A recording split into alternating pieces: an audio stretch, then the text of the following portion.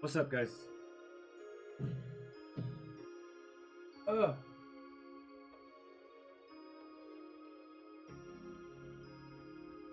Okay.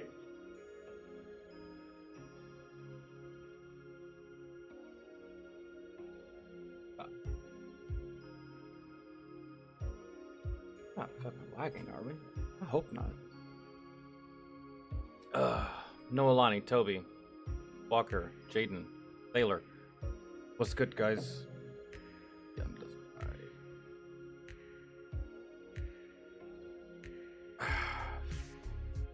Alright. We are doing some Fat Electrician today. I don't think we're doing anything else, to be honest. And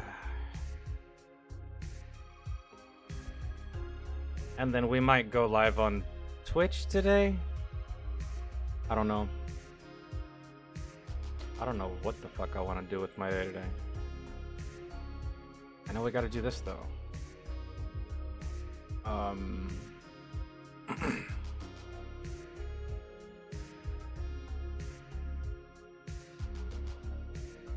And then hold on, let me go ahead and pull up Discord. I'm on there, thing, yeah.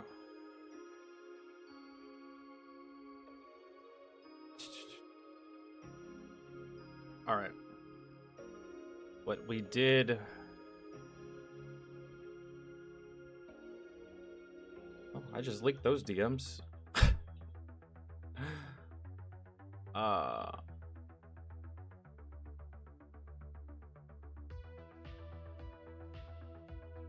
Let's see what's actually in here.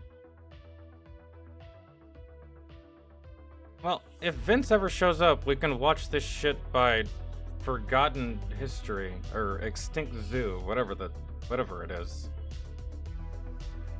And then I don't know if we've watched, but I think we've seen whatever Commander Smushy requested there. I think we watched.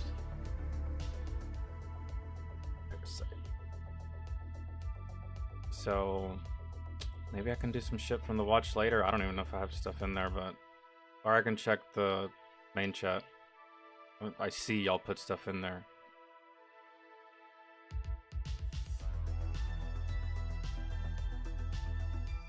Alright. Let's see what we're doing. Well, I don't know why I'm checking this.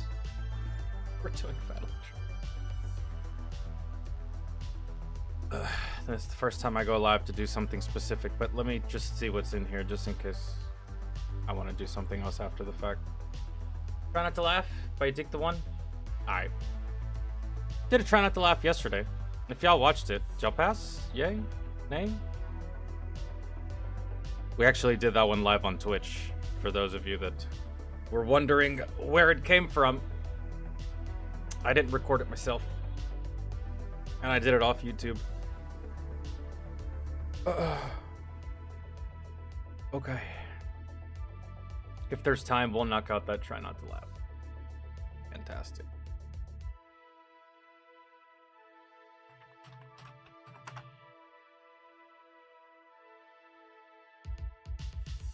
Did that, looking for the one from...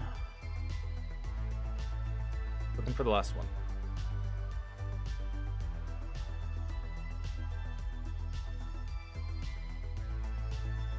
You know...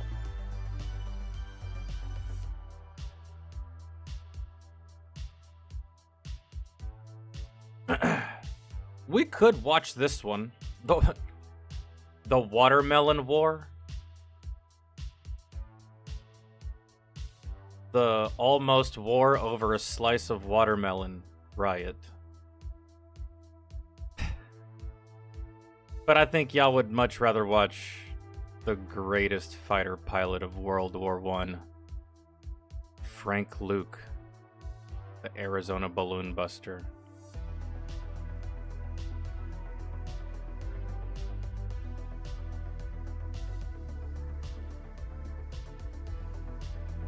I think we watched this, right? The Ministry of Ungen. I think we watched that. Robert Della. Not saying if we did or not. I think we've seen all these. I'm just trying to go back. Maybe there was something that I missed. Vets vs. Corrupt Cops did that one. Alvin York. Right off, really. Oh. Okay.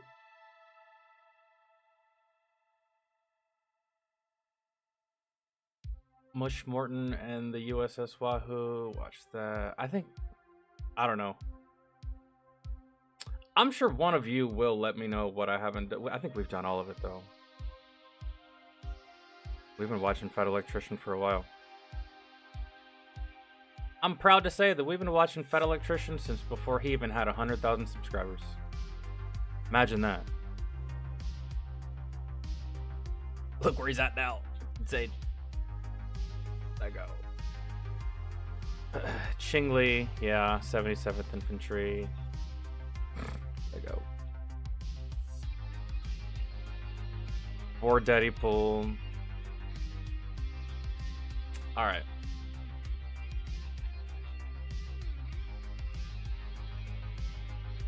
I think we're gonna go with Balloon Buster. If that's all good with y'all.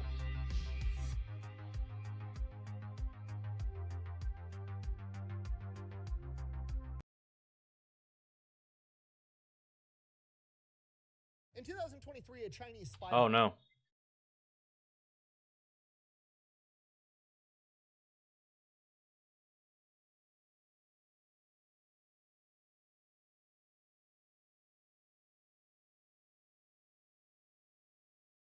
All right.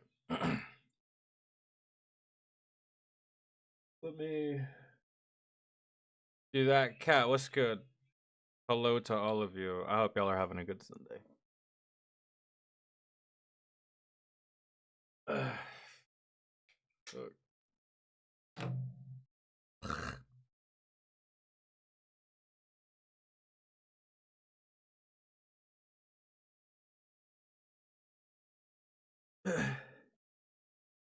The Arizona Balloon Buster. I'm trying to figure out what that means before we even start the video. I guess they had weather balloons back in the day, just like this one right here from China all those months ago. Where'd they find this? North Carolina? Something like that, I think.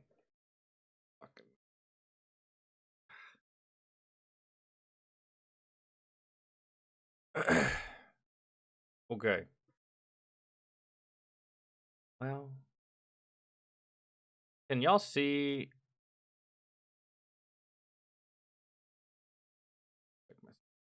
Yeah, y'all can. All right, here we go. The greatest fighter pilot of World War I, Frank Luke, the Arizona Balloon Buster. I have to know what Balloon Buster means. Here we go. Balloon drifted across America until America sent up 2 F-22 Raptors to go blow up. I'm pretty sure it's like spy balloons and shit, and he was making just easy work of these things. But surely he was more badass than just shooting down spy balloons. We're gonna find out. In 2023, a Chinese spy balloon drifted across America until America sent up 2 F-22 Raptors to go blow it up, and those Raptors' call signs were Frank 1 and Frank 2. Now, at the time, I thought that was weird. Those aren't the cool call signs you hear in the movies, like Maverick, Coyote, Hangman, Rooster. It's just Frank 1 and Frank 2. So I looked into why they called them that. As it turns out, they were named after an American World War I fighter ace that specialized in popping enemy observation balloons. So that's kind of cool, but at the same time, I never said this out loud, but I thought it in the back of my head was, it's kind of lame to become a fighter ace for popping a balloon. Like, that doesn't seem very fair to all the other fighter aces that had to go. I didn't want to come right out and say it. That's why I said at the very beginning, like, surely he did other great things than just shooting down spy balloons, right? I didn't want to sound like an ass, but yeah. shoot down enemy fighter planes. That seems way more dangerous than popping a balloon. Why would you become an ace for that? Well, like most uneducated knee-jerk opinions, I was incorrect. And upon doing the research, I realized that I was almost as incorrect as humanly possible because, as it turns out, World War I observation balloons were not only the toughest target to bring down, they were also the most dangerous. So much so that many other fighter pilots absolutely refused to even try. So in a way, this video is my apology, or at the very least. So basically, it's like a small mosquito against a bullet sponge.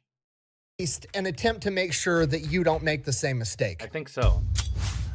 Today we're talking about the greatest fighter pilot of World War I, Frank Luke, aka the Arizona Balloon Buster. He earned not only one, but 2 Distinguished Service Crosses and the Medal of Honor in the span of 18 days, when in that 18 days he flew 10 missions and is credited with downing 18 enemies, including 14. 10 missions in 18 days? Good Lord.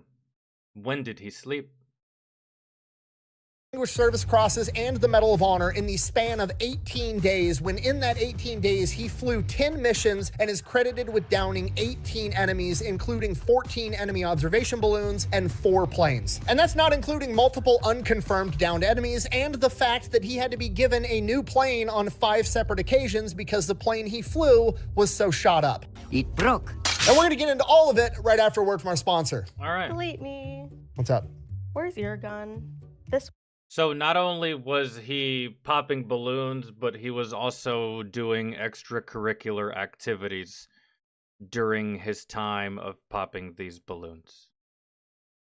That's and he earned himself titles that he probably wouldn't otherwise have gotten had he been like the other pilots and been like, nah man, I'm not going near those spy, that's a death trap. And for what? We destroy one and then that's like fucking with a hornet's nest, really. And I think that was the sentiment.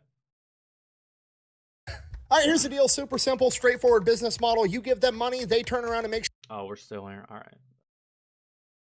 I feel like after the first couple.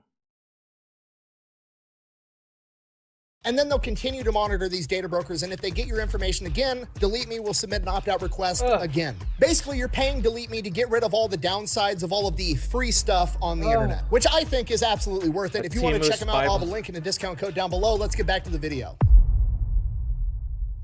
All right, our story begins on May 19th, 1897, when a young Frank Luke Jr. is born in Phoenix, Arizona. Now, at this point in time, Arizona isn't even a state yet. It's still a U.S. territory, meaning that Frank Luke basically grew up in the Wild West. And in Phoenix, Arizona, at this point in time, the entire economy basically runs off of copper mines, meaning that Frank Luke grew up with the only male role models he had being cowboys and miners, which are like the 2 most manliest professions on the face of the earth. Yeah. Despite that, he's still a little kid, and little kids do weird stuff for seemingly no reason at all. And Frank Luke's weird thing when he was a kid was he loved collecting things. And it wasn't like things that he was into, weird. like a normal collector, like you collect like pocket knives or model train sets or model planes or watches or whatever. He didn't collect things that he was like super into. He just collected things for the sake of collecting things. He loved nothing more than just finding something and being like, oh, an empty soda can. I'm gonna see. Yeah, I don't think that's. I mean, we're not going to argue about definitions here, but that sounds like a hoarder, not so much a collector. Like, yeah, just anything and everything that just like catches you. You're a hoarder, not a collector. Now, like if I come in your room and I see like a row of like 10 rocks, I will assume you're collecting rocks. But if I see rocks and then, I don't know, RBs, a backpack, a recycling bin, a magic marker, and a PT belt, my man, you're a hoarder. There's no collecting there. If I can collect 500 empty soda cans, and all he cared about was getting the 500 soda cans. He would like set a goal for himself and then just strive to meet that goal for no apparent reason. That's just how he was hardwired. Behold, my stuff. And to his parents, it was never really a big deal. It's just, he's a little kid, they do quirky stuff. My kid enjoys collecting bottle caps. Like, that's how I felt about all my shit too. Whatever, that's fine. Until one day, when Frank is 5, Dad goes into the shed looking for an empty can because he wants to get some worms and then take the kids out fishing. So he goes in the shed and he finds dozens and dozens of cans perfectly lined up and organized. And he's like, oh, Frank must be collecting cans now for some reason. Actually, this is kind of handy for once. That's nice. Grabs a can, a tarantula falls out. Oh. He starts freaking out, knocking over a bunch of other cans, and now there's fucking tarantulas everywhere. Frank wasn't collecting cans, he was collecting tarantulas. Dad storms in the house, kids are sitting at the table eating breakfast, like, why the fuck is my garage full of tarantulas? Frank is like, cause That's Larry and Steve and Bill and Jack and Robert. Those are all my friends, Dad. What do you do as a parent? It's your kid, right? Like, to him, this is the equivalent of, like, if you killed or took all these spiders away, that'd be like killing his puppy. Because I guess that's how he feels about these things. I'm trying to collect 100 tarantulas. And Dad is like, why? And he's like, so I can have 100 tarantulas. What don't you get, old man? I've got quotas. This is important. So even from a young age, when Frank Jr. decides he's going to do something, by God, he's going to get it done no matter what. By the time he reaches middle school, he starts getting involved in sports. He excels at everything. He was trophy hunting for trophies that didn't exist yet. It's crazy. Football, track, tennis, anything and everything he tries, he excels at because he is hyper competitive. When he decides he's going to be the best at something, when he assigns himself a goal, he goes out and he achieves it. But like, in the back of his mind, the reason he was collecting 100 tarantulas is on the very, very small off chance that he runs into another weird ass kid that also collects tarantulas. And let's say that kid only collected 20. He has 100. He can be like, keep the stash, bitch. I'm better than you. He may not have knew it as a kid, but this is just like... yeah, it's super competitive. Despite being hyper competitive and always wanting to be the best, he's also not a dick like you would kind of assume. He's actually a really good dude. His best friend from middle school onward was a kid named Bill, not a speck of athletic ability at all. Short, fat kid that got picked on all the time, becomes best friends with Frank Luke, and anytime he's getting picked on, Frank intervenes and saves the day. He's super popular, his best friend isn't, Frank never cares, and he kind of functions as Bill's protector all the way through high school. When they were 12 years old, Frank and Bill actually went camping one time. They literally just rode off into the desert on horseback together with guns at the age of 12, because apparently that's what you do in the Arizona Territory in the early 1900s. And while they're out on this camping trip, they try to cross a river that... Wow, I have to say that their childhood sounds a lot more awesome than my childhood. They just rode the fuck off on horses. It's been flooded and there's a huge current going through it. Frank, being athletic, the only form of transportation I had when I was younger was my parents' vehicle. So short of breaking the fucking law and pissing them off to high heaven, I had to walk everywhere I went. I couldn't just take the car at 12. I suppose I could have, but I mean, come on. Nah.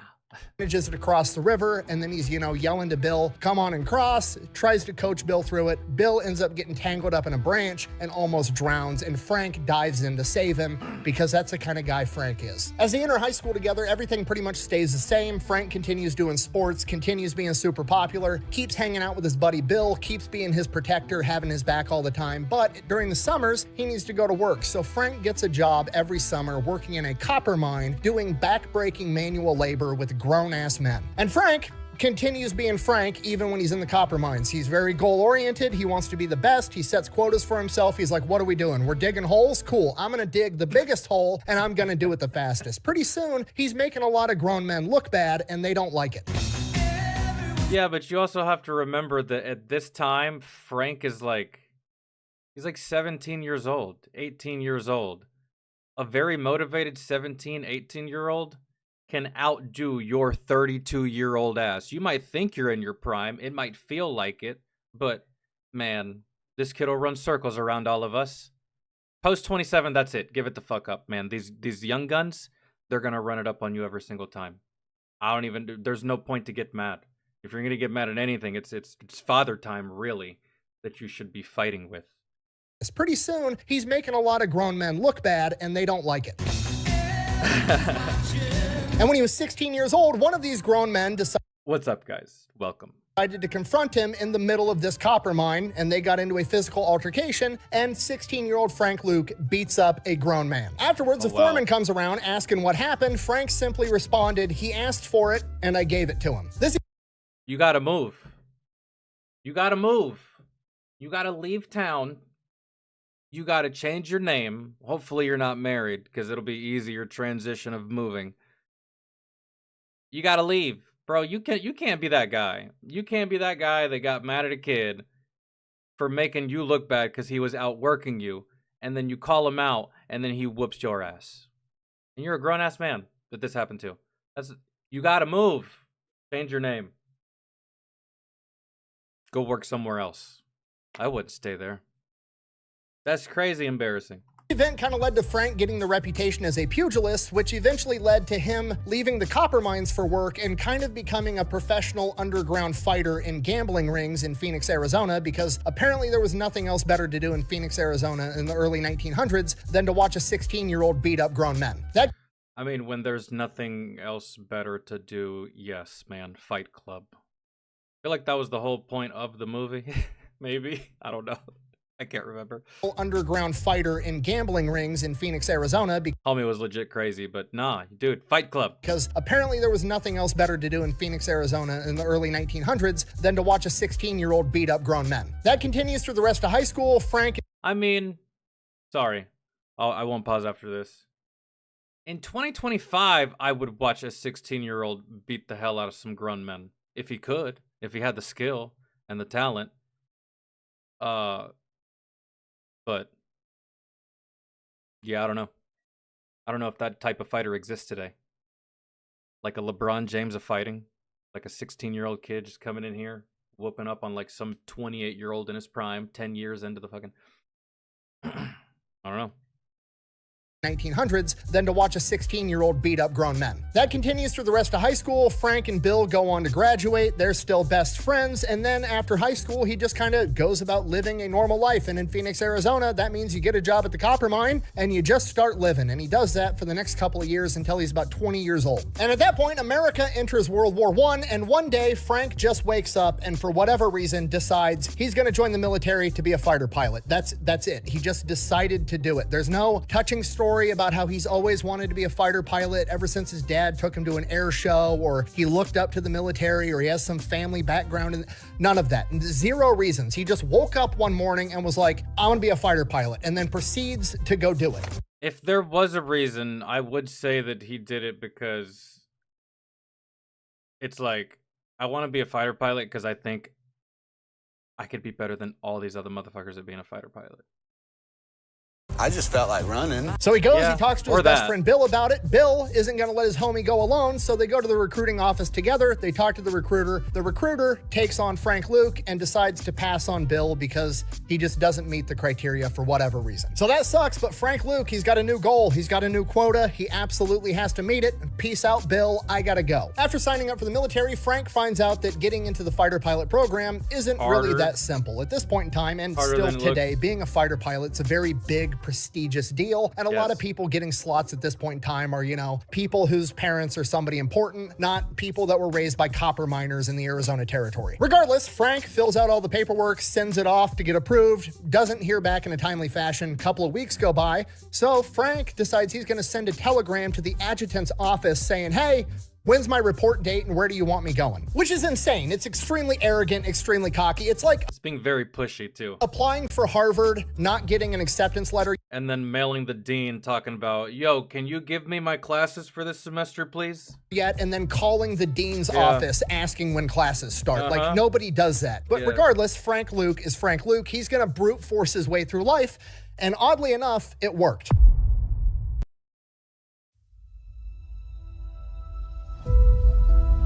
EVE Online is a vast universe, alive with the Said closest may have been Inoue in boxing a few years back. I don't recognize the name, but I may have seen some clips. Maybe. Flight school. Oh, shit. Into the aviation program and ships off in September of 1917. When he first gets there, the guy in charge lines everybody up, gives them the big speech like, hey, only 25% of you guys are going to make it through this program, and then some of the 25% of you aren't going to survive through actual flight training. Not many of you guys are actually going to make it to be pilots. Frank Luke interprets this as a challenge, so now he's absolutely going to do it just to spite this guy. Now, the aviation program at this point in time isn't like any military training today. Military training today, you would like go into a basic training, and that basic training is where where you learn all the basics of being in the military, how to march, how to salute, who's an officer, rank structure, general orders, all that stuff. This is like a program that mashes that together with like flight theory and aviation theory. So he's learning all about flight and the theory of it, but he's also learning all the basics and the dog and pony show stuff of being in the military all at once. And I wish I could have done basic training and AIT all at the same time. I feel like I could have. I feel like if they structured it properly, I could have knocked out both of those, basic training and that school, in one go. And quite possibly less time actually, probably. Because think about all the times in basic training that you drove out to a range, or like they drove you out to training, or like they drove you out to the field, or something of that nature, right? And they would put you on like these big white buses. Instead of that, dude, you can just do 88 mic training right fucking there with some 88 mics that were drill sergeants or whatever the case may be, and have us drive these fucking vehicles out to these places. Have us be the drivers. Have us be the transport guys, because that's the whole thing, right? I don't know. But that's just like so focused. I see why they don't do it, because like what about all the other MOSs that aren't there to be 88 mics or whatever, and you'd have to cater training specifically for them. That'd be a whole thing, but that would be dope. absolutely hates the dog and pony show part. He is just a naturally rebellious guy. He grew just like me, up on the wild frontier, and he's been working as a grown man since he was like 12. He doesn't want to be walking around calling people sir and saluting everybody, so he kind of grits his teeth and does it anyways, and then he decides, you know what? I think people should call me sir. So he invents his own rank and proceeds to convince a bunch of younger trainees that he is a third lieutenant. Okay, there is no third lieutenant. It's second lieutenant, first lieutenant, captain, yada, yada, yada, yada, yada, general. But the younger trainees don't know that yet, so he's got all the underclassmen walking around saluting him, calling him sir. Despite his rebellious streak, he winds up graduating. He makes that 25. Oh my god, why didn't I think of that? Maybe because, like, that's impersonating an officer, but technically, is that impersonating an officer if the rank doesn't exist? I could be like, I can understand if you were telling people you were a captain when you weren't, but I'm a third lieutenant. That's not real. You're not impersonating anything. Oh, I should have done that shit in AIT. I could have fucked with so many people. Percent cut, and he ships off to actual flight school. While there, obviously, he learns how to fly planes, and in the initial training, he's just going up by himself, taking off, driving around, doing acrobatic stuff, landing the plane, and he's naturally talented at it. He's a great pilot. And then they get to the portion of training where they simulate dogfights, and this is where Frank Luke sets him apart from everybody else, because he is the absolute best at it, and he's not the best because he's a prodigy at flying. He's good, don't get me wrong, but he's not some amazing pilot. He's just willing to outwork absolutely everyone, and he's literally willing to die to prove that he's the best. So he's like the fighter pilot version of Kobe Bryant. That sounds like some Mamba mentality, really. Basically, when he dogfights, he turns everything into a head-on collision game of chicken, and he never, ever loses because, like I said, he's literally willing to die. There's accounts of people that went through training with him, and the overwhelming consensus was that Frank Luke was a madman, and most of them said when you went up against Frank Luke, you weren't trying to beat him, you were simply trying to survive this simulated combat and avoid a mid-air collision. While at flight school, obviously, he's going out into town on his days off. He ends up meeting a girl, Marie. They fall in love. He's bringing her to the airfield to watch him practice. He's doing acrobatic stunts. He's crushing everybody in the simulated fighting, showing off in front of his girlfriend. Everything's going perfect. And that's the new life plan. He is going to go off, become a fighter pilot, come back home, marry Marie, work in a copper mine for the rest of his life, and live happily ever after. It rarely ever goes that way. Imagine being able to...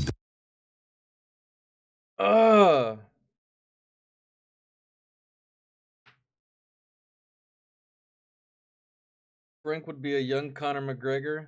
Damn near almost looks like a fighter, doesn't he? Like at first glance, he almost looked like the Russian guy from Rocky.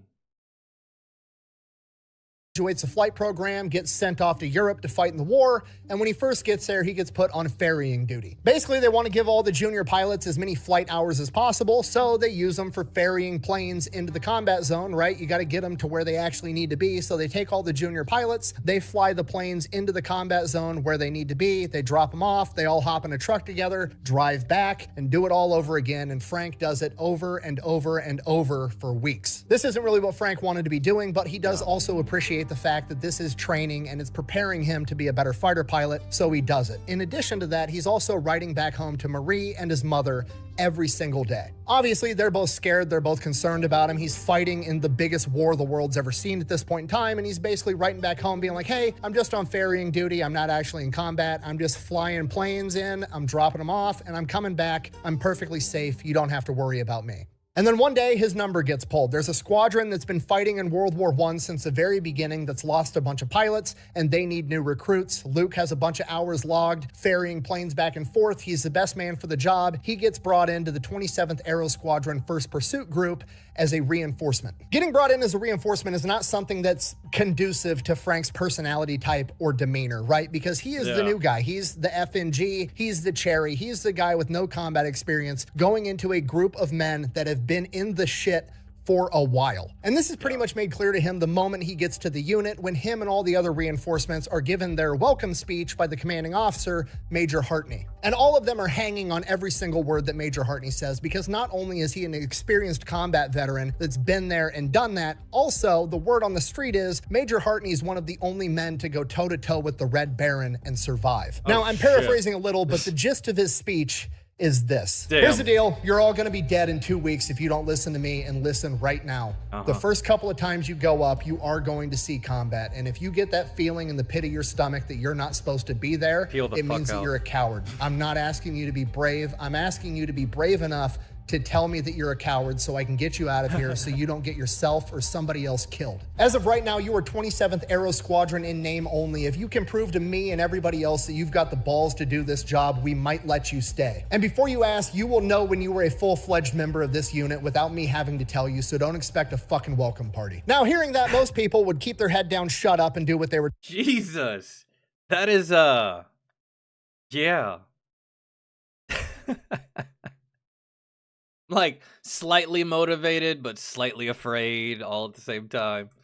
You stay. And before you ask, you will know when you were a full-fledged member of this unit without me having to tell you, so don't expect a fucking welcome party. Now, hearing that, most people would keep their head down, shut up, and do what they were told to the best of their ability, but Frank proceeds to be Frank. He does what he's told, he does it to the best of his ability, but he's also not afraid to tell all the other pilots how excited he is to go up and get the Germans and tell them what a good job he's gonna do and say that he's gonna be a fighter ace one day, which means that you've downed 5 enemy aircraft, which is a humongous accomplishment and a big deal in the aviation community. Yes. Now, to Frank, this isn't him bragging, this is him just being excited and telling everybody that this is gonna happen because he's decided it's gonna happen, and that's how Frank is, but everybody else interprets it as him being cocky and arrogant and boastful, and because of this, he gets the nickname the Arizona Braggart and doesn't have many friends.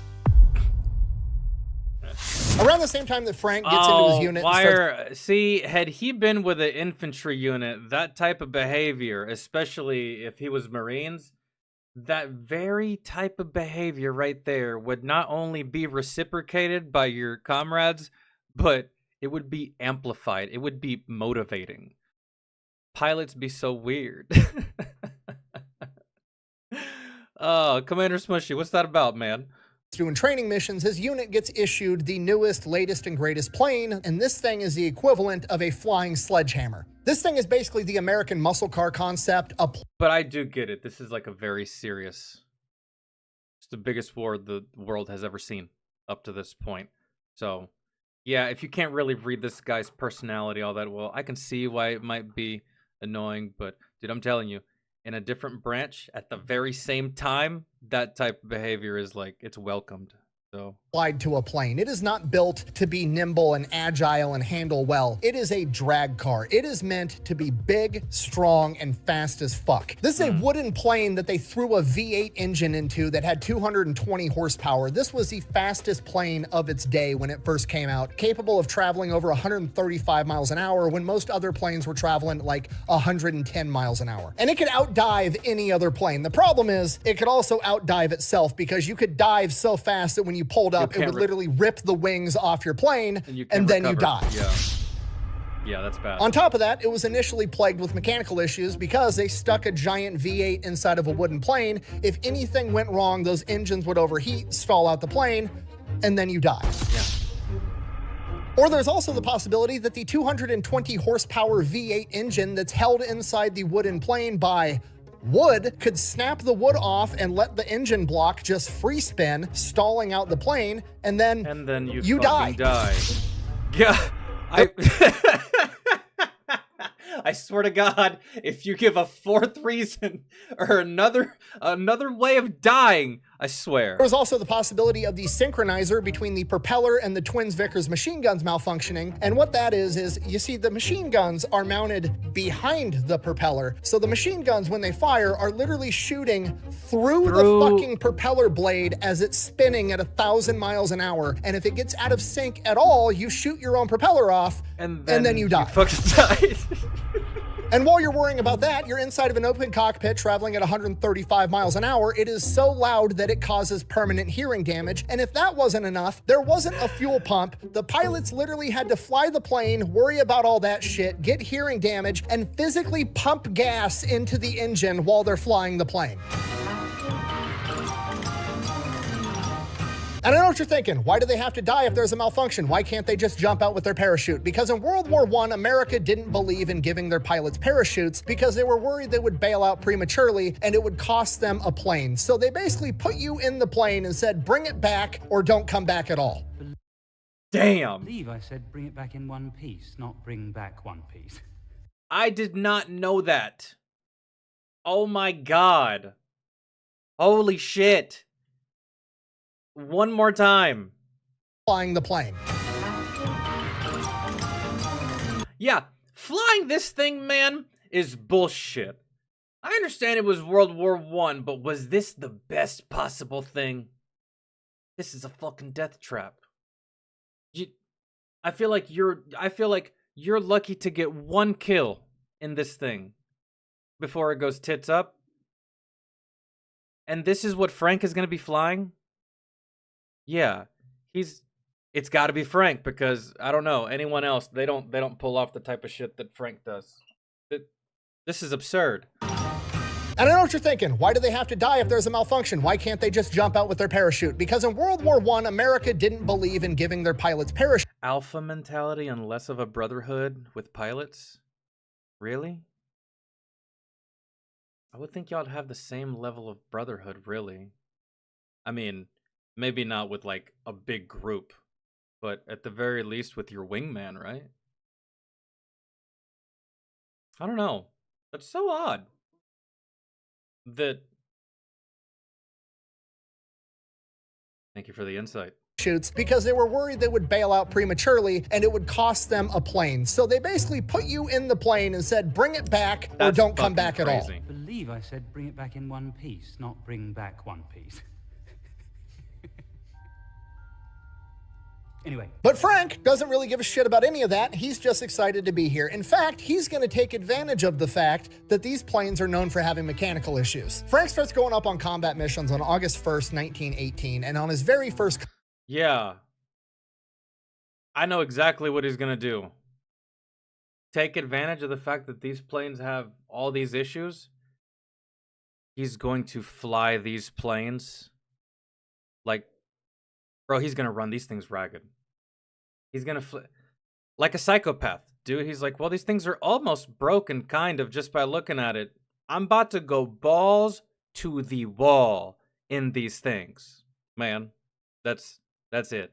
And hopefully, by the time I get to iteration number 5 of whatever plane I have, it's slightly better with better upgrades, and maybe it's a lot safer for me to use. I feel like that's what he's going to do. combat mission, he gets up in formation and then immediately peels off and goes off on his own, just goes rogue, lone wolf style, hunting for Germans by himself. On this occasion, he doesn't find any, and then when he gets back to the airfield, they ask, you know, where the fuck did you go? He says, oh, I had an engine problem and had to turn back, which would be fine. That's completely normal, standard operating procedure. But he does it over and over and over again, and in his head, he's thinking like, these guys think I'm bragging, I'm gonna go off, take out some Germans, prove to them that I'm not bragging, and I actually have the skills to back it up. But that's not how they interpret it. They interpret it as him being a coward because every time he goes up on a combat mission, he has mechanical issues and has to turn back to the airfield. They don't know that he's going out hunting Germans by himself because that's not what he's telling them. He's telling them that he just went straight back to the airfield, which they interpret as him weaseling out of a combat scenario. So now, not only is he seen as the braggadocious new guy, he's also a coward as far as everybody else is concerned.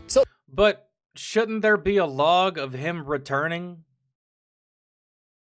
If he said he was having engine trouble and had to return, surely back in these times y'all had flight logs, right? When planes left, when planes arrived and returned. Couldn't you see all the times that he left and never returned, even though he told you he did? Were we not annotating this shit down on paper? Because anything and everything that happens on those boats or on an airfield in regards to these planes is documented 100%. So like, I don't know how that goes. Socially, he's not having a good time. He's not fitting in with anybody, but he doesn't want to let his mom and Marie back home know that, so he keeps writing them letters, and he's telling them that he's still on ferrying duty. They don't know. Yeah, no radios, but like you'd still be able to like see these planes like when they're coming in. Or do you not have anyone taken that he's on the front lines? As far as they're concerned, he's perfectly safe just flying planes back and forth, not in combat, which is absolutely not the case. I haven't been to the grocery store. Yeah, that's funny. My mom didn't think I was in combat either when I was. I don't know how other veterans dealt with that when it came to like telling their parents what they were doing or like what actually was happening at the time when they were deployed, but my mother anyway. My dad knew because my dad was in the service, so he kind of like got the deal. But my mom was none the wiser as to what the fuck I was doing.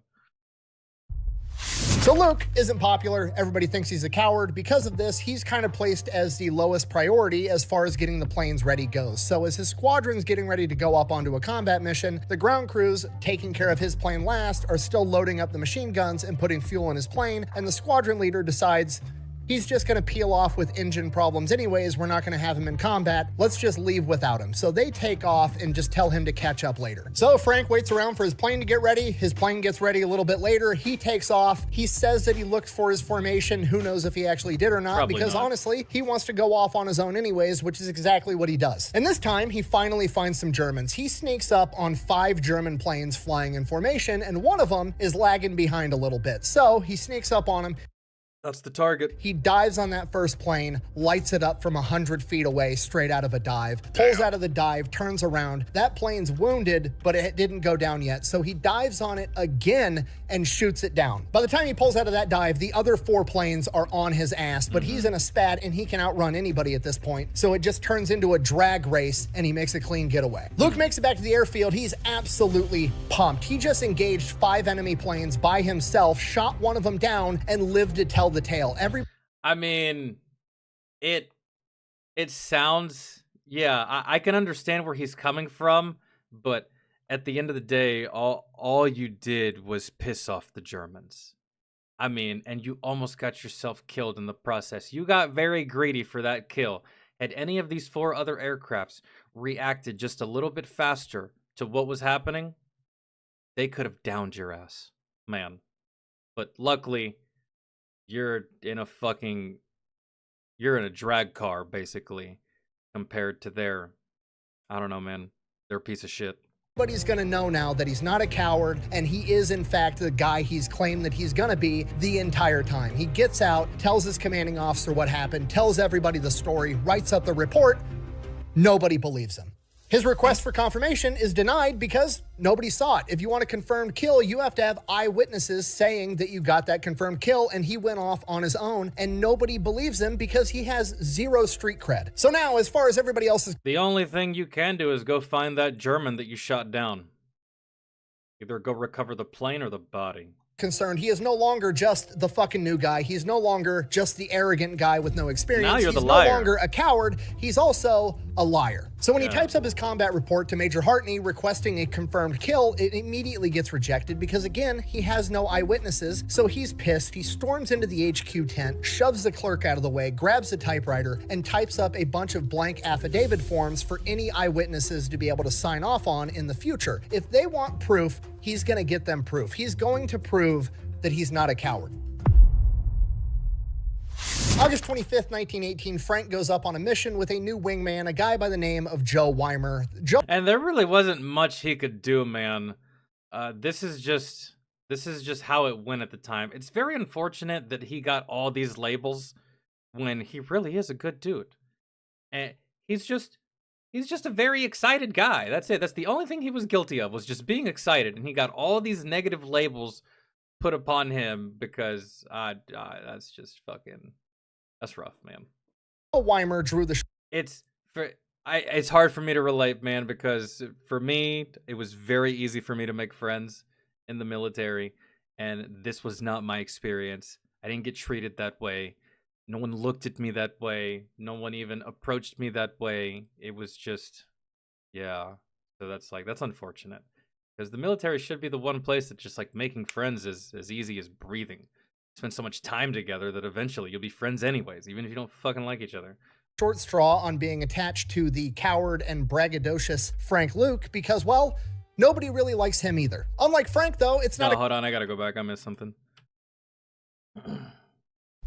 August 25th, 1918, Frank goes up on a mission with a new wingman, a guy by the name of Joe Weimer. Joe Weimer drew the short straw on being attached to the coward and braggadocious Frank Luke because, well, nobody really likes him either. Unlike Frank, though, it's not a clash of personalities with Joe Weimer. He's actually a really nice, likable guy. Nobody wants to be around Joe Weimer because he has German ancestry, and everybody's concerned that he might be a spy. So the two...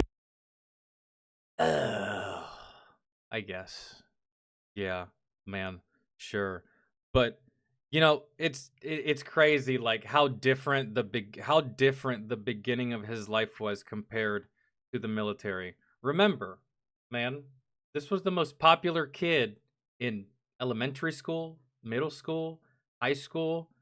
It was too easy for him. And then now he's having to not only fight in this war, but he's having to fight tooth and nail just to gain any semblance of respect at all. Just a shred.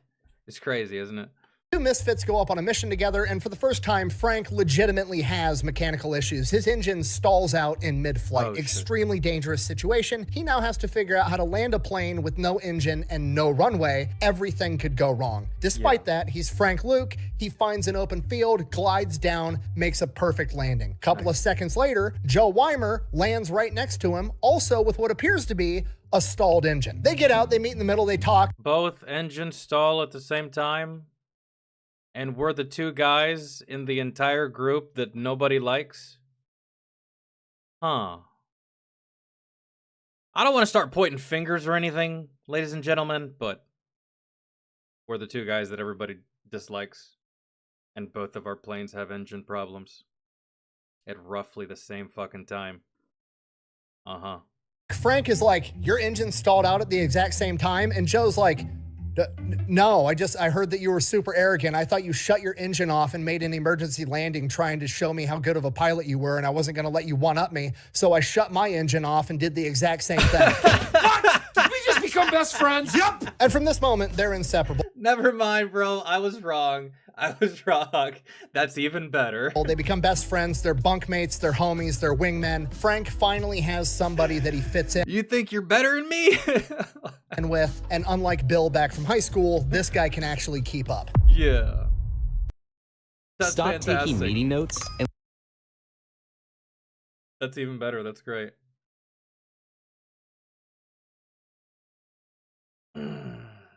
They is paperwork. He coming back. I don't even know what that's about. But I think that was almost a readable sentence for me. All right. Saint Meal? Saint Meal Offensive? I think that's how that's pronounced. From here, the 27th Aero Squadron moves into a more dangerous combat area to help the Allied forces with the St. Michael offensive. Upon their Mikhail, that was a K. It looked like an H. arrival on September 5th, 1918, while they're getting all their planes ready, getting unpacked, the German pilots fly over and drop a letter. It's a welcome letter from the German pilots that they will be going toe-to-toe with, and it's very polite when you read it out loud, but the real intention is to basically say, we know who you are, we're not scared of you, and we're gonna fuck you up. And to Frank Luke, that's game on. The next day, Frank gets slotted to go up on a mission, and because you know what I would have done? I wouldn't have sent no letter. That's so... Sure, it's gentlemanly, but...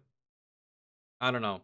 It's kind of bitch shit to me. I would have done a fucking drive-by with my guns and just fucking sprayed a certain area. I wouldn't have killed anyone. I wouldn't have hit anyone. I just...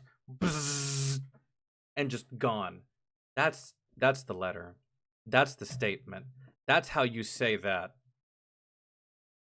Write it on a piece of paper and drop it out like a fucking mailman. What is that? No, dude. If you're gonna intimidate, intimidate. If you're gonna do show of force, show the force, man. Don't just write about it. So lame. My opinion, anyway. He goes up with a guy by the name of Lieutenant Vasquez, and after the mission, they don't find any Germans. They come back, they land, they're all hanging around the planes, and they're talking. And during this conversation, Vasquez informs Frank Luke about enemy observation balloons. Basically, giant inflatable balloons with a little basket hanging underneath. There's a German inside of it with binoculars and a radio, and he's going to be able to use that high altitude position to be able to spot Allied trenches and call in accurate artillery fire. It's absolutely devastating. We got to take him out. He then informs Frank that he hopes he never has to take one out. It's so dangerous, he would never order a man to attack an enemy balloon. He would do it himself, but he hopes it never comes to that. Because as counterintuitive as it is, these balloons are extremely tough. They're full of hydrogen, which is flammable gas, so you would think you just shoot it and the entire thing blows up into a giant fireball, but it doesn't really work that way because you need the right mixture of hydrogen and oxygen. You can't have an explosion or a fire without oxygen, so when you fire a bullet into this balloon, it goes into all hydrogen and there's no oxygen there, and the only oxygen that can get in is from the little tiny bullet hole that you created. So you have to hit it dozens, if not hundreds of... It's a bullet sponge, man, to make the hole big enough to where enough oxygen can seep in to make that reaction and cause it to go boom. Times to get enough oxygen inside of that balloon for this thing to fucking ignite. And in order for it to ignite, you have to be using incendiary rounds out of a Vickers balloon gun, which isn't useful in aerial combat against planes, meaning that when you go up with Vickers balloon guns, you're just the balloon guy. You're basically defenseless against enemy planes, which are absolutely going to be defending the balloon. And on top of that, because it's such a big, obvious target, the Germans are defending it. There's a ton of anti-aircraft cannons and anti-aircraft machine guns all around this. It would be like attacking the Death Star by yourself, and you just have a whole bunch of shit that's coming out to protect the fucking Death Star, and it's just you. It's rough. And because you have to hit it so many times, if you want to take it out, you're going to have to make multiple Or it'd be like that one scene from Independence Day where they're attacking the mothership, but before they can do anything, all those smaller little ships fly out of it, and they got to contest with that and deal with that. They can't even do damage to the main ship yet at all whatsoever. Can't even touch it. Or they're just getting picked off as they try to do damage to this thing, which is non-existent. passes. And the second that you make your first pass, they're going to start using the winches to pull the balloon down lower and lower. And every extra pass you make, you're getting closer and closer to that enemy anti-aircraft fire. Yeah. Seems fair. And if you're able to survive the enemy planes and the enemy anti-aircraft fire and get close enough to engage this balloon and lucky enough to actually ignite it and blow it up, guess what? You've blown up a giant ball of hydrogen right fucking next to you while you're in a wooden plane. And then, if you're lucky enough to somehow survive all of that, it still only counts as one aerial victory. Taking out enemy planes is way easier. I would just rather do that.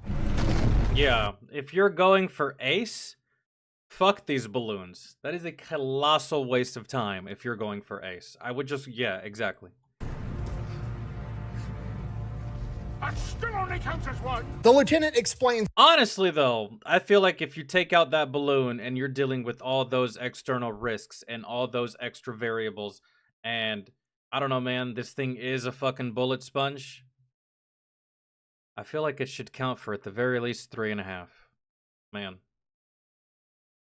Just, I don't know, that's me. all of this to Frank, but all Frank hears in his hyper-competitive brain is, if I want to be the best, if I don't want to be a coward, I need to be the guy that takes out balloons. Got it.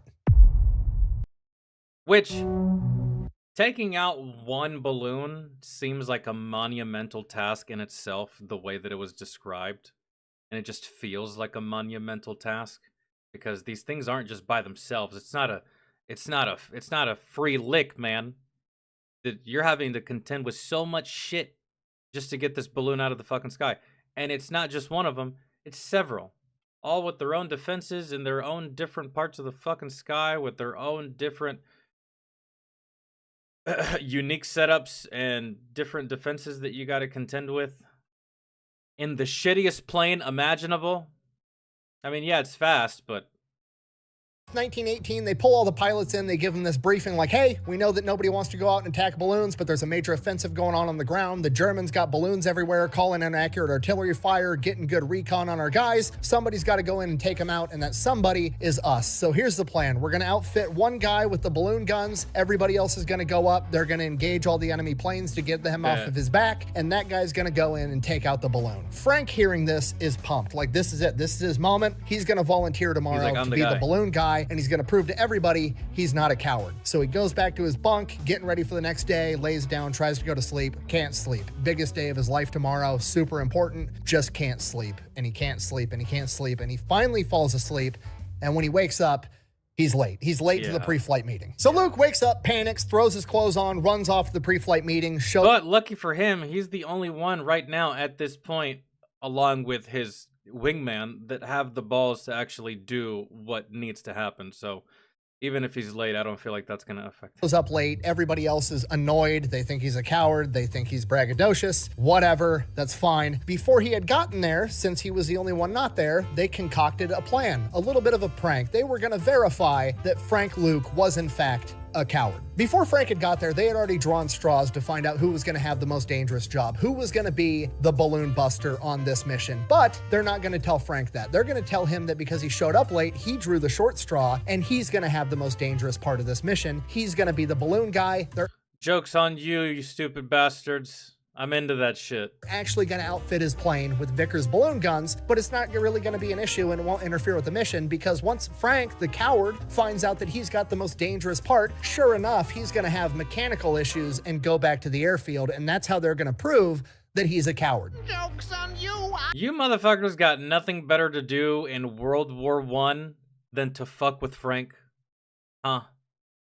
I'm into that shit! So they take off on this mission. To everybody's surprise, Frank does not peel off with mechanical issues. They end up peeling off later when all the German planes show up. They engage the German planes, clear the way for Luke. Luke dives the enemy balloon, and when I say he dives it, I mean he gets within 10 feet of this giant ball of hydrogen and then lights it up with incendiary ammunition. Finishes his pass, pulls up, the balloon didn't ignite. Okay, this is the point where most pilots are like, okay, I shot my shot. That's the end of it. No. Time to go home. Successful mission. But not Frank. Frank is going to prove that he's not a coward. He turns around and dives it again as they're winching it lower to the ground, closer and closer to enemy anti-aircraft fire. His plane is just getting lit up with enemy bullets as he strafes the balloon again, igniting it as he pulls up, somehow managing to avoid the explosion, and then he limps his highly damaged plane straight to the nearest American balloon and lands in a field. Gets out of his plane, goes straight up to the ground crew of the American balloon, asks for the commanding officer, and is like, did you just see 4 miles away where I blew up that giant balloon? And they're like,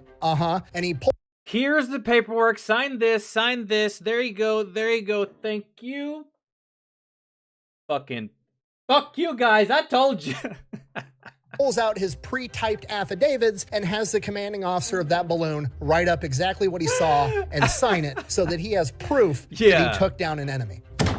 Thank you! There Goes you to go. hop back in his plane. His plane is so shot up that it won't even It's not start. taking Ends up off. sleeping in his plane in the middle of that field next to the American balloon all night. That night, the American balloon team radios over to the airfield, lets them know that Frank survived, and the next morning they arrange for a car to drive him back. By the time Frank makes it back to the 27th Aero Squadron, everybody has either seen what Frank had done or heard about it, and he has gone from the coward that brags too much to the absolute madman that's willing to get within 10 feet of a giant ball of flammable gas and shoot it with incendiary ammunition while he's getting lit up by anti-aircraft fire. Yeah. And everybody realizes, oh shit, maybe this kid's legit. Shortly after that, his SPAD makes it back to the airfield, and the ground crew said it was the worst condition they'd ever seen a plane come back in, ever. To the point where If you live I can't believe it didn't go down immediately. I can't believe he landed it. That's for 30 September 13th, Frank has to take the day off because they're getting him a new plane. September 14th, he goes to the morning briefing. honestly, I'm surprised he didn't take someone else's plane. Would it really surprise any of you? Would it really be like, I wouldn't be mad. The man's on a mission, man, and he's on a different mission than the rest of you, I'll tell you that. So if he took your plane, hey man, you snooze, you lose. You should have fucking slept in it. Really. The briefing is just a general mission, suppress enemy air power. Basically, go up, engage whatever Germans you can find. Frank hears, go destroy enemy balloons. Got it. Yeah. Do this. Leroy Jenkins! Oh my god, he just ran in. So sure enough, they go up, they wind up spotting an enemy balloon. A different pilot goes in, engages the balloon first, launches his strafing run. They start winching the balloon down so the enemy aircraft fires more accurate. And then a different pilot goes When they start wenching the balloon down, is that balloon connected to the ground, or is is that balloon the German that's in that little thing?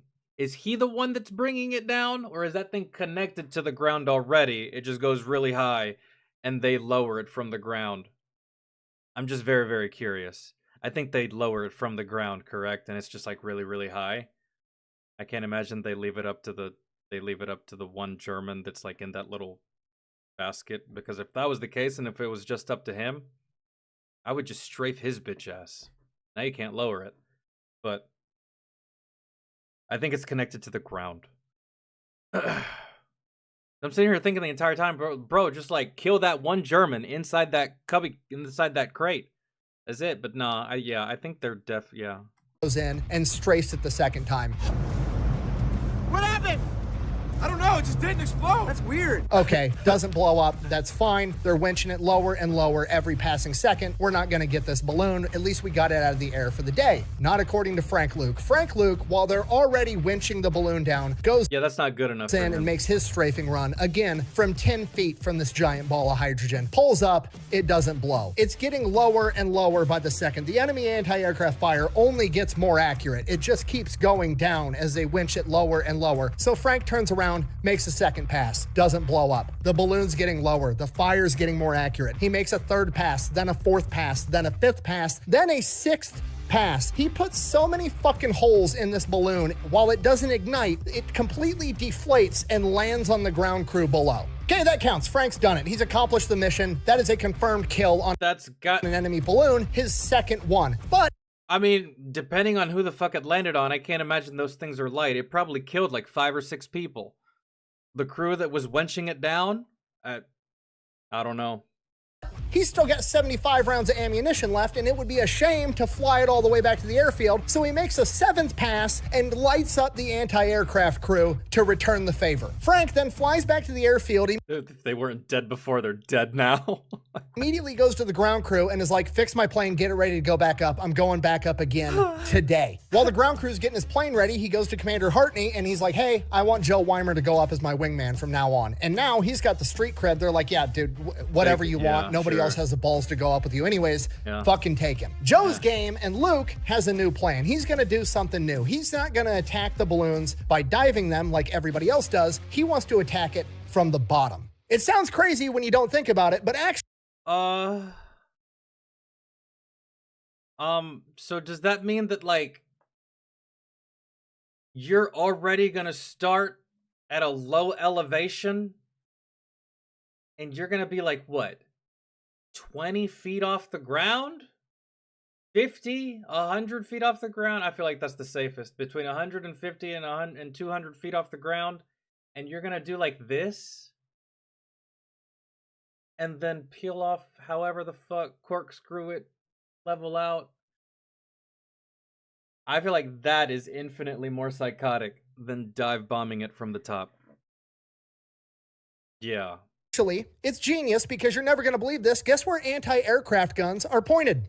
At the fucking air. Who knew? So when you traditionally dive an enemy balloon, the enemy sees you, they're already sighted in, they're shooting at you the whole time you're diving, and then if you make it that far, you strafe the balloon, then you level out, exposing your belly, getting more anti-aircraft fire, then you have to do a slow 180 climb to go the other direction entirely, getting more anti-aircraft fire.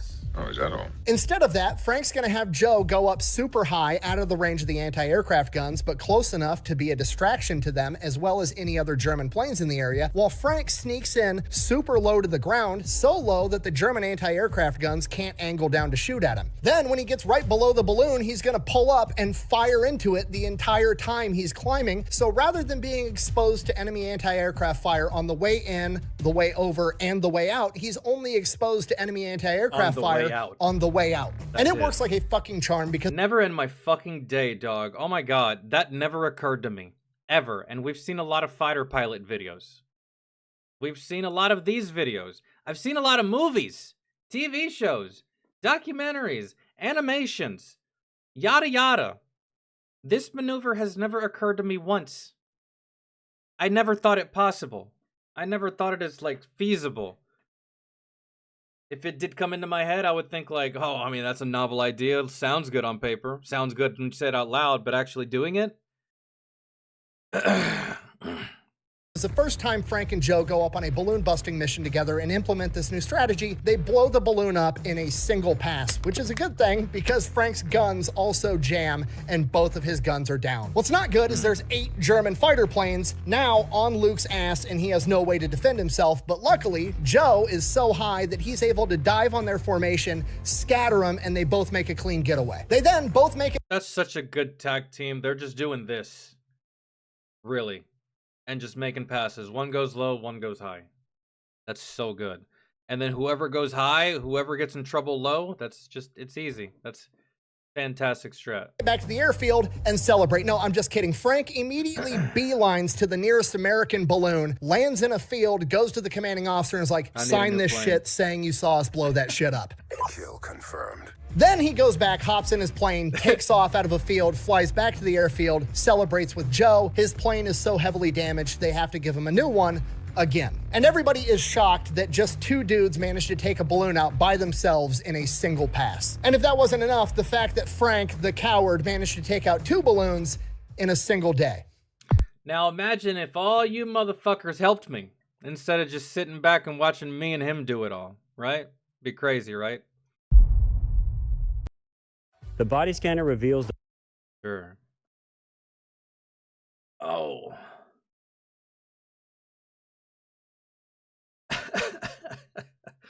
I wasn't being serious.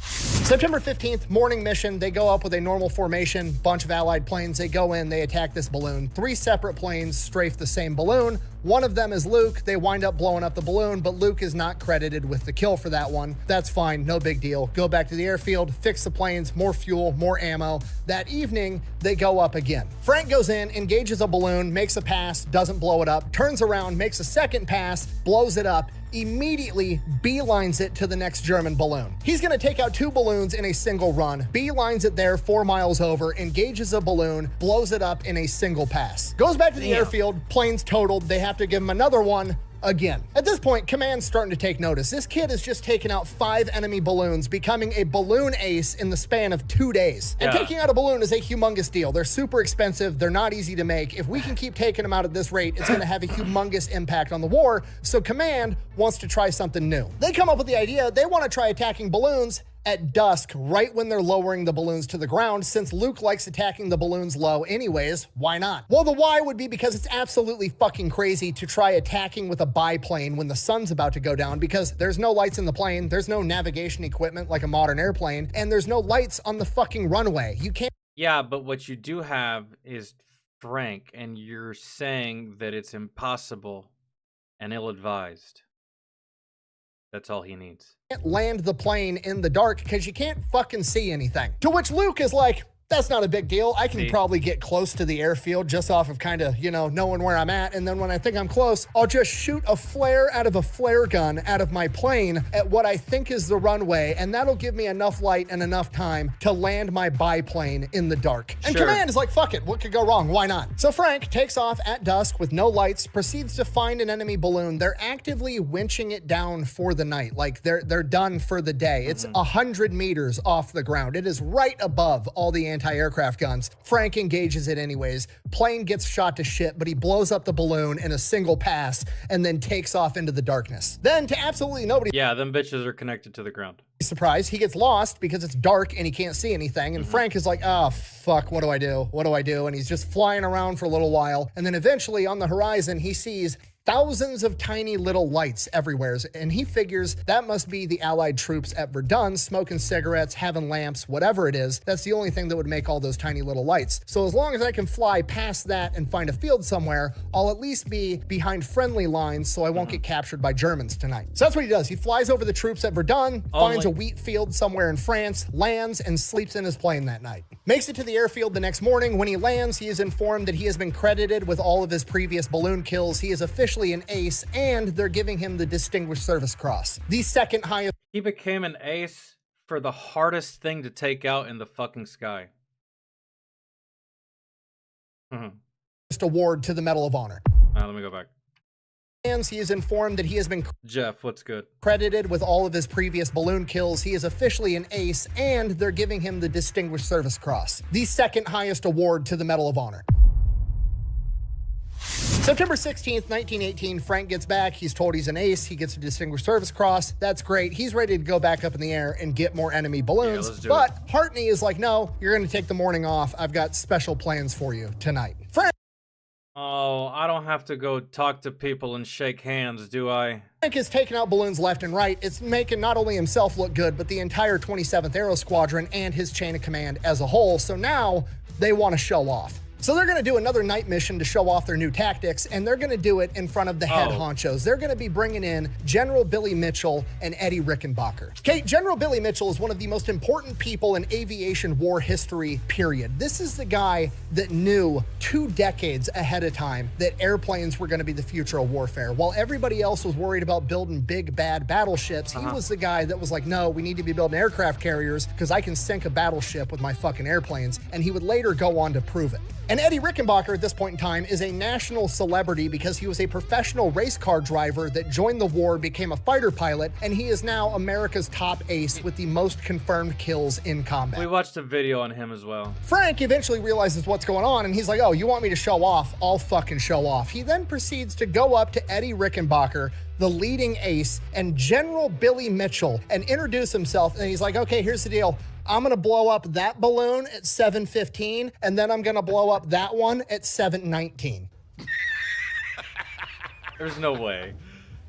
You serious? Okay, do you understand what just happened? Being able to blow up 2 balloons in a single run at this point in time is unheard of. Being able to do it in the dark is absolute insanity. Being able to pick the exact moment that balloon's going to blow up down to the minute is like akin to Babe Ruth calling out his home run right before he hit it. It's just like asking this guy what the winning lottery numbers are territory, okay? This is impossible. He has just written a check that no human being has any right to be able to cash. So naturally, Billy Mitchell and Eddie Rickenbacker are just like, okay, kid, just go up there, do your job, don't get killed. We'll be watching. Good luck. So Frank and Joe take off into the night, heading towards these balloons. He's like, gentlemen, I'm about to put on a flying clinic for you today. Sure enough, Eddie Rickenbacker and General Mitchell are sitting there with a fucking stopwatch. Like, how could you not? Let's see if the kid's really that good. The minutes are ticking by. 7:10, 7:12, 7:15. Here it is. He's got 60 seconds. Can Hot Shot really do it? 7:15 and 30 seconds. 7:15 and 35 seconds. 7:15 and 36, 37, 38, 39. The balloon lights up in the night sky.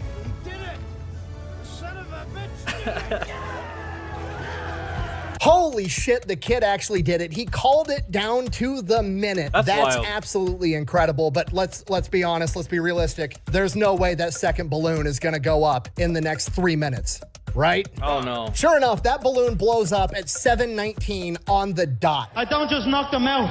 I picked the round. Joe and Frank then both make it back to the airfield and make a perfect landing in the darkness. I don't know how they felt climbing out of that cockpit, but I bet it was pretty good.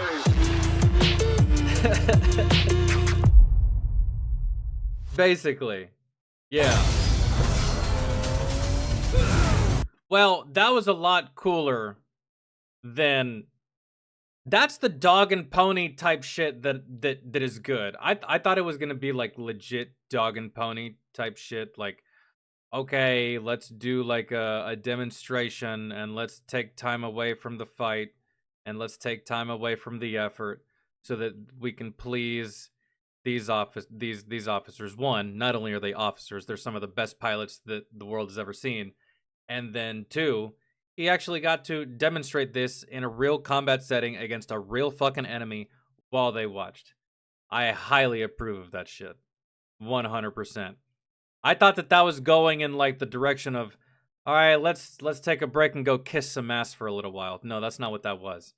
That was just like, yo, I'm about to flex on you two fuckers real quick and show you how badass I am, and then I'm gonna get back to the fight, but enjoy the show. Lord. 18, him and Joe get the day. I gotta go back. Cockpit, but I bet it was pretty good.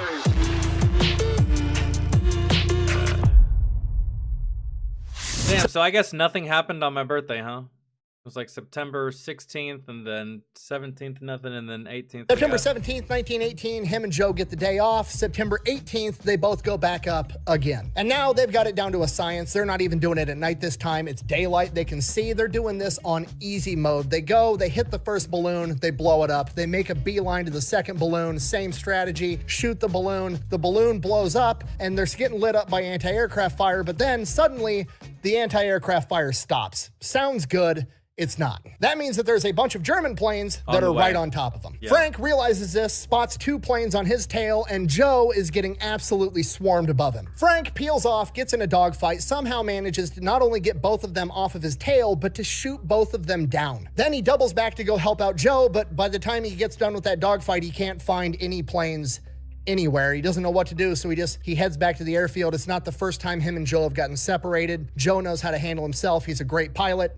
I'm sure it's okay. On his way back to the airfield, he spots a German recon plane conducting some reconnaissance, and he's still got some ammunition. It'd be a shame to bring all that back, so he engages a recon plane and shoots that down as well. And Frank doesn't know it at the time, but this gives him his 13th confirmed aerial victory, making him America's ace of aces, America's top scoring ace, surpassing the great Eddie Rickenbacker and earning him his 2nd Distinguished Service Cross.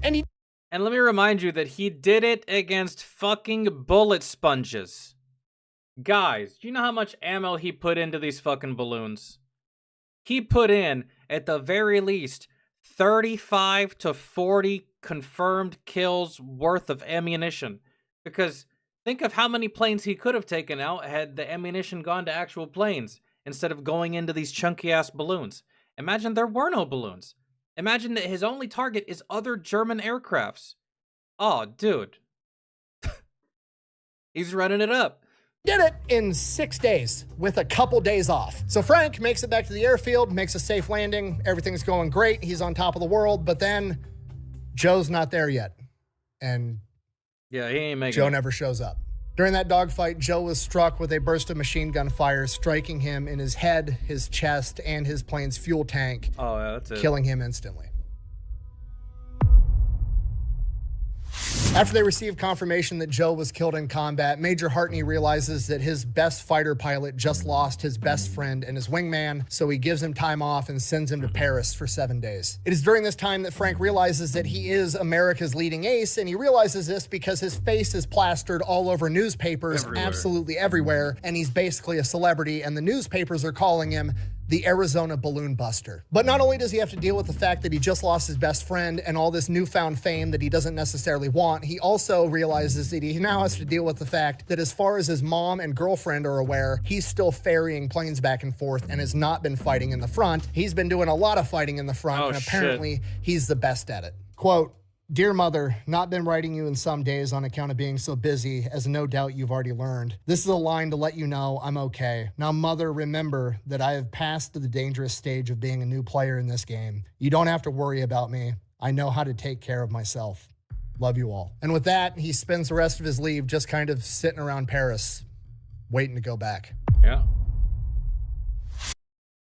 What if I told you? That's rough. He was trying to keep his exploits away from his loved ones so that they didn't have to know, or so that they wouldn't have to be burdened with that type of... I'm telling you, man, that's why I didn't tell my parents anything. I didn't have to tell my dad because my dad's prior military. He didn't have to ask, and I didn't have to tell him, and we didn't have to talk about it because he knew. Everybody else, though, I didn't tell them because that... What good is that gonna do? Make them anxious, make them worry, can't sleep, blah blah. Why would I do that to them, right? So you keep it from them. It's natural. It's what most of us do, and that's what he tried to do. But he was just too famous at that point. They were gonna find out eventually. It's like, that's rough. That's probably why he was so annoyed by the fame, because now what he was trying to keep away from his family, they're going to know about it. He's just kind of sitting around Paris, waiting to go back. Frank shows back up to the base on September 25th, 1918. He's ready to go back up, doesn't really know what to do. He just wants to go up there and do his job. Major Hartney's not about to let that happen. He doesn't want to rush Frank back into combat, so he introduces him to his new wingman, a guy by the name of Ivan. Nice guy, good pilot, but it's not Joe. Major Hartney then sends them out on a hearts and mind mission, airdropping cigarettes and playing cards over Allied trenches, hoping to get these two to bond, get Frank some time back in the seat where he's not getting shot at. Next morning, September 26th, Frank sneaks off alone. He doesn't really want to take Ivan with him. He doesn't want to get anybody else hurt, so he goes off lone wolf style, completely by himself, looking for German balloons. Doesn't find any, comes back. That evening, they got to go up again. Can't wake up early and sneak off solo, so he's got to take Ivan with him this time. They take off, they find an enemy balloon. Before they make it to it, they get engaged by 8 German planes. Damn. Frank's got 3 on his... Dude, at this point, he hasn't really said it yet, but at this point in the story, or I feel like at this point in the war, the Germans have become wise to this. They're not... A lot of these balloons are gone, and I can't imagine it's because they shot them all down. A lot of these balloons are gone. He can't really find any. He finally finds one. I'm assuming they're just relocating these balloons at this point, or they're trying to find another location that they can fight from, or just like another territory, because they're getting fucked there, right? But at this point, these Germans are not having it. This is one of the first times that they get attacked before they can even do anything. Usually, it's they take the fight to these balloons, and the Germans are just reacting. Oh, they're proactive right here. Tail, Ivan's getting swarmed by the rest. Frank manages to shoot one of them down, but then both of his guns jam and he can't get them back up. The only thing he can do is outrun and outmaneuver his 2 tails, which he eventually does, and he loses them. At this point, he realizes he can't go back and look for Ivan because both of his guns are down, which just means he's another defenseless target, and he can't help even if he did get eyes on him. So he goes back to the airfield and he lands, and Ivan never shows up. And with this, I can only presume that Frank loses it. It is at this point that Frank decides he's never going up with another pilot ever again. He is going up solo from now on. He's not going to be responsible for... Frank is he's so good of a pilot and he's slippery, man. Slippery as fuck. He's so good of a pilot that he can get out of these situations, but his teammates can't at all whatsoever. His wingmen, they cannot get out of these situations. They're probably good enough to be up there. They're just not as good as he is, right? So while he can go up there, be reckless, operate the way he wants to, and 99% of the time it works out for him, yeah, that's not the case for his wingman because they're not him. You know what I mean? Like that, they're not getting anybody else killed. September 27th, 1918, he has the day off. September 28th, 1918, he's ordered to go up. He requests Major Hartney that he go up solo. He doesn't want to go up with anybody else. They need to have a meeting about it and discuss it. They're thinking about it because he's the ace of aces. What could possibly go wrong? And while they're in their meeting discussing it, he decides he's just going to take off anyways without... He's the ace of aces. What could possibly go wrong? He gets outnumbered and dies. Really. Each time that he's almost died, he's had a wingman and his wingman died. But without a wingman, you're the one that dies there because, again, you're good at getting out of these situations. But, I mean, you've always had a wingman there to take the attention away from you. You can get away from 2, maybe 3 planes.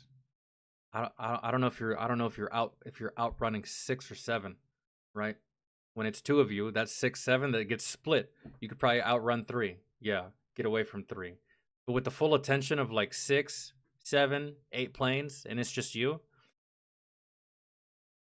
it just comes to, it's only a matter of when you get fucked up. It's not if.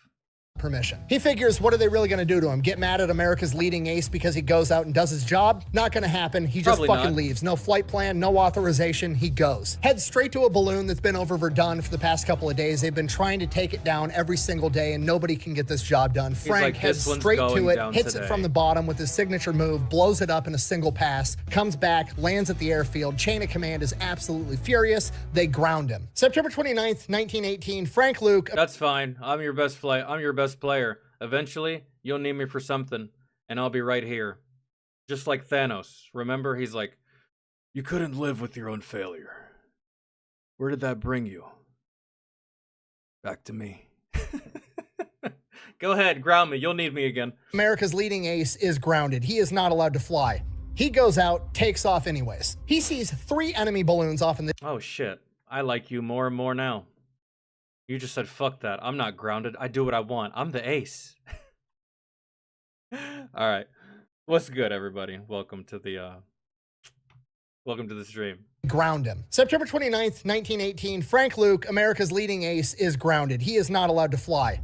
He goes out, takes off anyways. He sees 3 enemy balloons off in the distance, at which point he decides that he's going to take the time to write a letter and drop it to the ground crew to the nearest American balloon, and that letter basically says, watch this shit, I'm going to need somebody to say it happened. Which is basically the World War I equivalent of saying, hey, I need you guys to hold the camera and yell World Star, because I'm about to do some gangster shit. Frank then beelines it to the first German balloon, completely destroys it, then immediately heads to the next German balloon and destroys it as well in the span of like 5 minutes by himself. He then heads straight to the third balloon. Now they know he's coming. He takes heavy anti-aircraft fire on the way in, but destroys that balloon anyways. And it is at this point that he probably realizes that he's been shot in the chest from that anti-aircraft fire. What he probably doesn't realize is that he's more than likely suffering from a sucking chest wound, which will eventually turn into tension pneumothorax. Which if you don't... Which, it's a collapsed lung, and you're not going to be able to breathe. And at that altitude, you're going to run out of oxygen very, very quickly. And you're probably going to pass the fuck out at the helm of this plane. Crashing to the earth and dying if they don't light you up first on your way down. So, this might be it. Oh no, your chest cavity is obviously airtight. When you breathe, it's your diaphragm expanding. This creates negative pressure, which forces your lungs to expand, sucking oxygen into your lungs, allowing you to live. So when you have a sucking chest wound and that diaphragm expands, it not only sucks oxygen into your lungs, it also sucks it directly into your chest cavity. And with every single breath, it compresses the lung on that side a little bit more, a little bit more, a little bit more. Eventually turns into tension pneumothorax, where that lung compresses completely into the heart and your other lung, leading to your death. And that, which there's a fix for that. There is. It's, oh, how did it go, Commander Smushy? And what is the device that it could be anything really, but preferably a needle, something sharp. It's a mid clavicular line above or below. I think it's mid clavicular line below the third rib. I can't even remember where to find it. And then you take that needle, you jab it, and that should release the pressure that is being put on your lung. You can survive this. You really can, but not here. not in the air, not inside of a cockpit, surrounded by Germans. It can take anywhere from a couple minutes to over half an hour. What happens next is debated amongst historians, but I will be telling you what happened according to French eyewitnesses on the ground. Because unpopular opinion, I really don't give a fuck what some history professor from 1970 thinks about it 50 years after the fact, just because he's got a PhD. I'm gonna go with the eyewitness accounts from the people that saw it with their own fucking eyeballs. Frank has just downed 3 enemy balloons in the span of 15 minutes by himself and received a gunshot wound to the chest for his troubles, but Frank Luke is gonna be Frank Luke. He realizes he still has ammunition left, and it'd be a shame to fly that all the way back to the airfield. He then proceeds to fly to the nearest French town and... I love that that was a continued mantra of his. I will never RTB with ammo. Fuck that. No. They already thought that I was a coward once. I returned with ammo. They might think that I just cut tail mid-fight and came back. Fuck that. I will never come back with ammo. I love that. Strafe German ground troop. Let me go back to this. Is gonna be Frank Luke. He realizes he still has ammunition left, and it'd be a shame to fly that all the way back to the airfield. He then proceeds to fly to the nearest French town and strafe German ground troops. Allegedly killing at least 6 of them, he is then engaged by an estimated 8 German planes. He then proceeds to get in a dogfight with all 8 of them by himself, shoots I'll take you all on. That's pretty much it, bro. He's going out in a blaze of glory right here. down 2 of them before being forced to make an emergency landing in a nearby field. He then proceeds to grab his Colt 1911 pistol and engage German ground troops until succumbing to his injuries. And that is the epic but tragic story of Frank Luke Jr., the Arizona balloon buster. At the age... He went out in a blaze of glory, dude. That's what it was. That's... What was the title of this chapter? Was it called Rampage or something? I think is what it was called. Yeah. And which, dude, can't really blame the guy, man. Lost his best friend and then lost his replacement, which even though he probably wasn't that close with Ivan, Ivan had parents. Ivan probably had brothers, sisters, maybe a wife, maybe a kid. And because of him, Ivan was no more, right? So I can only imagine what that does to your psyche. I can only imagine what that does to your thought process. What that does to your mental, right? So, yeah. I can just...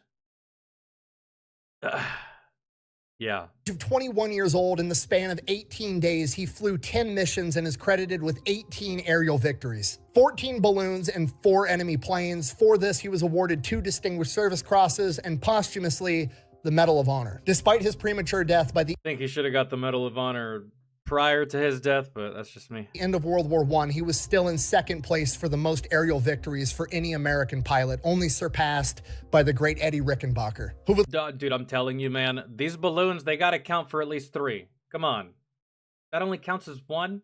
Look how much effort goes into that. Can we at least take that into account? How much effort and how much ammunition and how much more difficult and how much more dangerous it was to take out these balloons? They should count for more than just 1. Anyways. Later go on to say, and I quote, "Had he lived, he would have put me out of business long ago as America's leading ace. I wouldn't have put up a show against him." Worth noting, while Eddie Rickenbacker did have 26 confirmed aerial victories, only 11 of them were confirmed completely destroyed, compared to Frank Luke's 17 out of 18 confirmed completely destroyed, which I believe makes him the greatest fighter ace of World War I.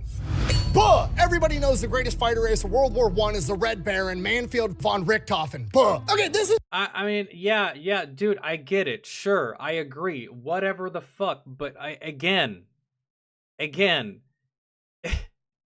this dude was doing everything the Red Baron was doing on top of taking on bullet sponges.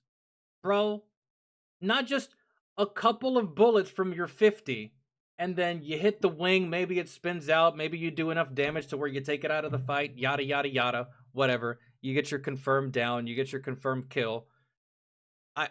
Dude, I don't think you understand just how it's just different. It's just different. We can call him the greatest of all time for a different category if that makes you feel better. But yeah, This this is not the time for you right now, okay? Let me make this super simple for you. If you want to be MVP, your team has to win. Them's the rules. Did his team win? No, then shut the fuck up. Go simp over losers in somebody else's comment section. I don't want to hear it. Sorry. Anyways, in conclusion. I mean, yeah, sure, I guess, but, because, like, there's this weird thing in baseball where even if your team is in last place, someone from that team still makes the All-Star game regardless. Like a weird, odd comparison, but still, yeah. This is just the way I put it. Red Baron was just taking out planes. The fucking Frank was taking out planes and balloons, man. And doing it consistently. And literally developed a strategy to deal with this shit, to avoid flak fire. Like, he's like, man, instead of coming from the top where they can see us, let's just come from down here where they can't. And we only expose ourselves once instead of exposing ourselves 3 fucking times on 3 separate occasions. Right? So, yeah, dude, he may have the numbers, but it doesn't matter. This is like the same conversation this is like the whole MJ and LeBron conversation. A whole bunch of weird ass people always think LeBron is the GOAT. Really? Tell LeBron to go retire, play soccer for a couple of years, and then come back and win another championship. If he can't do that, he's not the fucking GOAT, because that's what MJ did. If the Red Baron wants to be in the same conversation as Frank here, then I mean, fuck, man, he's gonna have to have the same prerequisites as Frank, right? I know that maybe there wasn't sufficient balloons for the Red Baron to go after, but in this regard, I feel like this makes you a better pilot, because you went up against a harder, thicker, tougher, harder to bring down enemy, exposing yourself at the same time, whilst having to defend yourself from the same shit that the Red Baron was simply just fighting against on a regular, normal, day-to-day basis, right? I'd like to say that at some point the Red Baron probably did or could have gone on autopilot and still gotten some of these kills, whereas in Frank and his crew, there was never a moment where they could have just like hung out or chilled or relaxed or been like, oh, this is just another day. Not saying that's what the Red Baron did, but I don't know. To compare them, I feel like is a waste of time, and it's just starting an argument just for the sake of starting an argument, really, when they are incredible pilots in their own right for whatever theater they fought in. We can just put it that way. Whatever. That was good, though. Let's finish it out. Balloons, not an easy target to take down. Now we all know. More importantly, Frank Luke Jr., the Arizona Balloon Buster, is the greatest fighter ace of World War I, and that's not just my opinion. That's Eddie Rickenbacher's. Thanks for watching. Best way to support the channel is go buy some merch over at thefatelectrician.com. Quack bang out. Shaka Khan. All right, I almost didn't put this in the video, but I had to suffer through this, so I'm going to make you suffer through it with me. Right. Remember when Frank wrote his mom a letter in Paris? She wrote him a letter back. He never got to read it, but this is what it said. Oh, shit. My dear Frank, I received your letter today. I was so glad to hear from you and to know that you are well. I pray for you every day, and I know God will keep you safe from harm. Everything at home is going along nicely. Your brothers and sisters are well. Don't take any chances that you don't have to, my boy. I know you will do your duty, but remember, you have a mother at home who loves you and longs for the day that you will come back to us. Love, Mom. I think that by the time she wrote that, he was probably already... Or maybe by the time it... Yeah. Yeah. Sadly. It's kind of sad, bro. Like, the further removed we are from these times, you won't see, unless the soldier himself keeps a personal account or a personal diary, you'll never... We don't write letters anymore in the service. Deployed. Unless you keep your own journal or your own account, like, yeah, even when I was deployed, Even back in like the mid 2000s. We didn't write letters, man. The only time I ever had to write a letter in my time in the service was in basic training. That was it. And I pretty much knew that I would never write another letter after that ever again because it just wasn't necessary. It wasn't needed. And we had the technology at the time. It's just, that's just standard for basic training, period. But I knew that after basic training that I would never have to do that ever again. So, and I didn't have to do it when I deployed either time. I never wrote letters while I was deployed. Fuck that. Hell no. I just go to the MWR, make a quick little phone call, and then I get back to doing what I was doing. Really, for the most part. Writing letters, right? That shit just like, golly. And during basic training, writing letters, man, that shit was only good for a little bit, because like my girlfriend, she would spam me at the time. I'd get like a whole bunch of fucking letters that just like didn't even make sense. That it was just no beginning, middle, or end. It was just like a bullshit story of just nothing that didn't go together. And I would receive the letters in different dates. She would send one but not send the other, and it was just, didn't know what the fuck she was talking. She got fucking scatterbrain. Know what the fuck she was talking about half the time. And on top of that, when you're in basic training, you kind of just don't give a shit about what's happening back home. You usually just write home as a courtesy for the most part. At least that was me. Anyways. Oh! Daniel, what's good?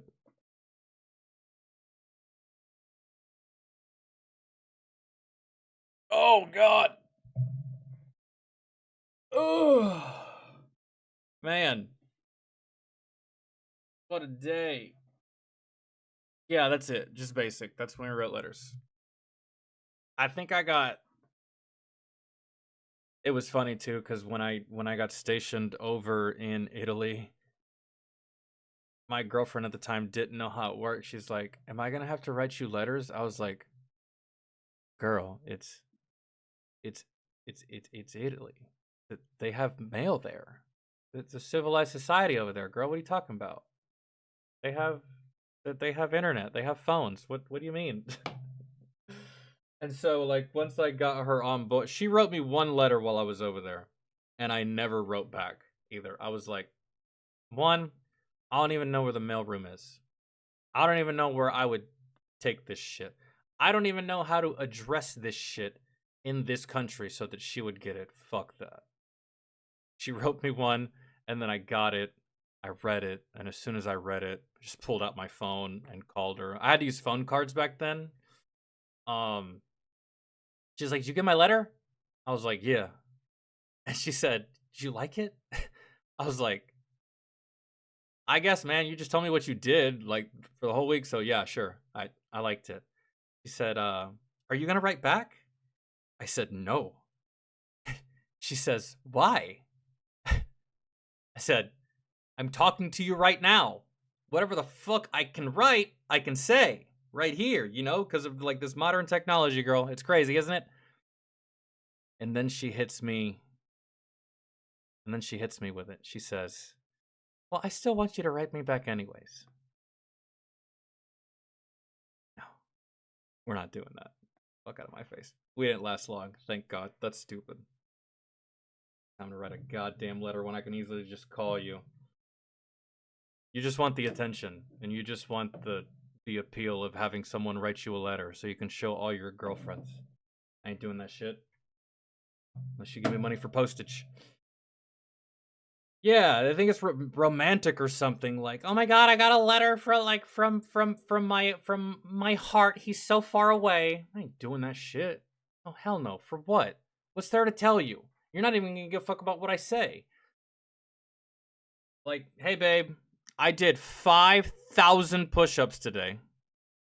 I got yelled at because someone else wasn't at the right place and at the right time in the right uniform, and then proceeded to do another 4,000 push-ups before I went to bed. I got 5 hours of sleep and I did the same shit the next day. What are you doing? You know how boring of a conversation that is, bro? I hate to tell you, but it's such a boring conversation, even if it's with family. because like nothing ever changes for you, but because you're so far away, you can't be bothered to care about what's happening to them. So it's just like, how about I just talk to you when I get home? Or like, let's just keep this talking to a minimum, really, because it just becomes one of those things where conversations get kind of pointless.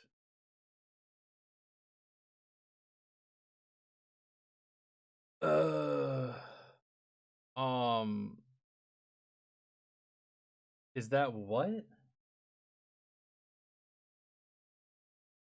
Is that Arnold on the short?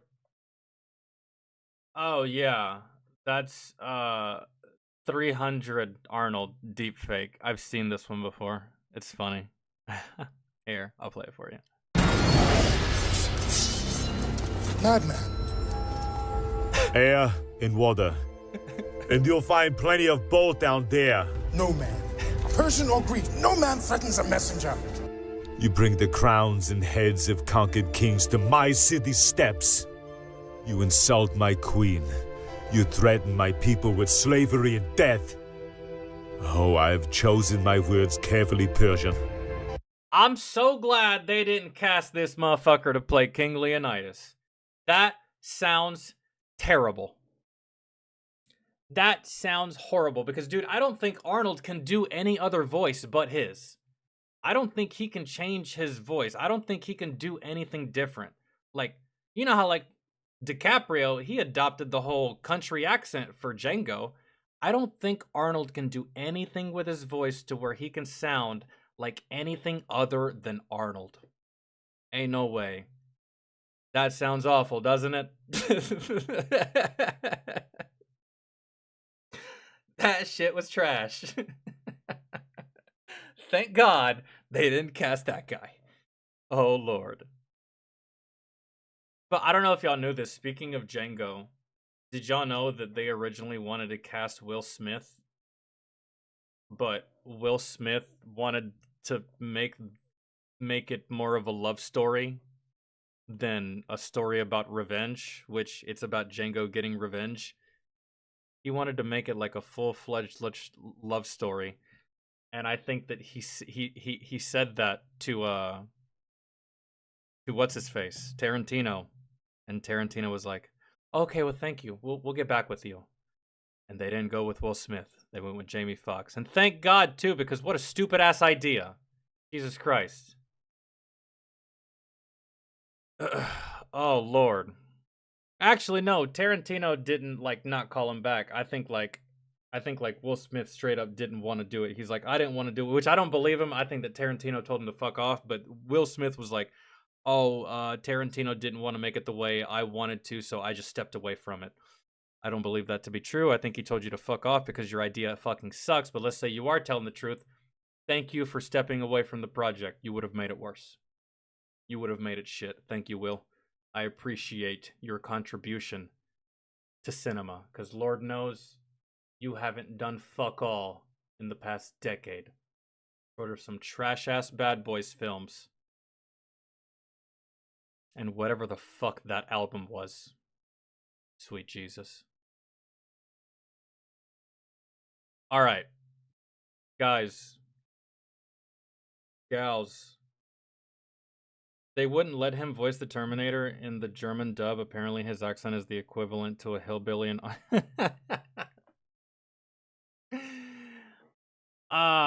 that dude needs to have a voiceover, really, for like all the time.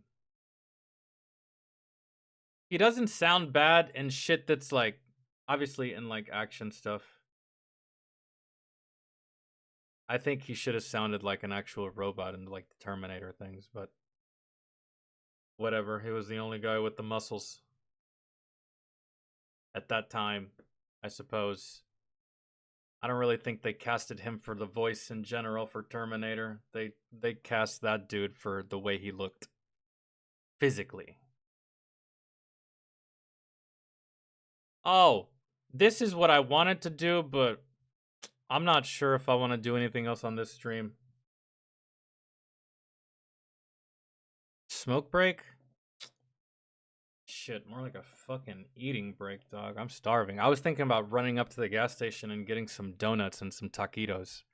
Because they have this grill at the 7-Eleven that sells these, you know what I'm talking about, man? They're like this long, like in a circle. They're like, sometimes they're different. Sometimes it's like Southwest chicken. Other times it's like, I don't know, beef steak. Other times it's pizza.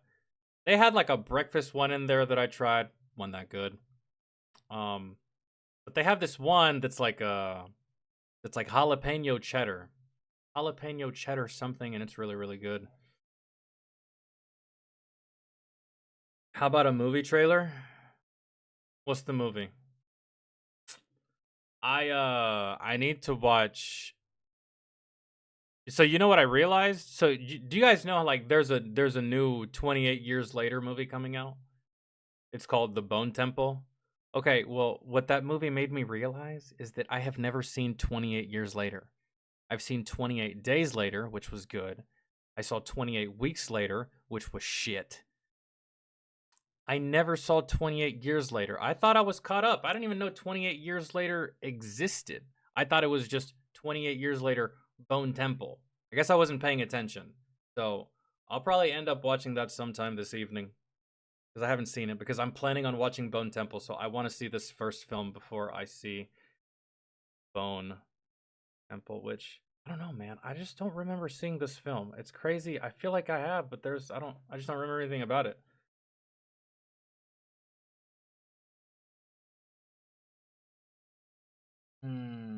What's it called? Oh, do you want to do a Tarkov? I should take a smoke break then. We'll run that, actually. I don't mind.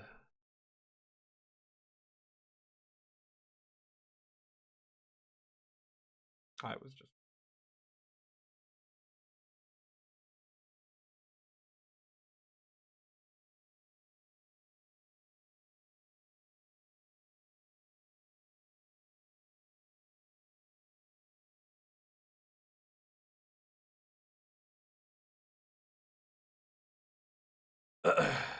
As you said, it's called Deathgasm? Yeah, we'll do some Tarkov stuff after this. This is just a trailer. This shouldn't be long. What is this?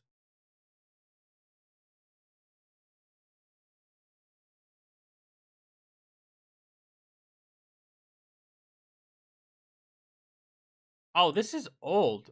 Oh. Dude. This movie's like either a cult classic or it's very bad.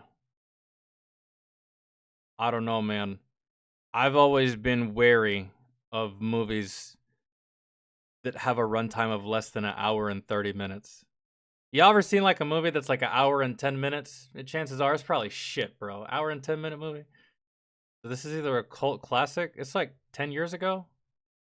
Yeah, 2015 is when it came out. Horror? It's probably like horror comedy, maybe. Official trailer? All right. Now you can get Zaxby's Asian Sensation flavor on a Zal. Shut the fuck up.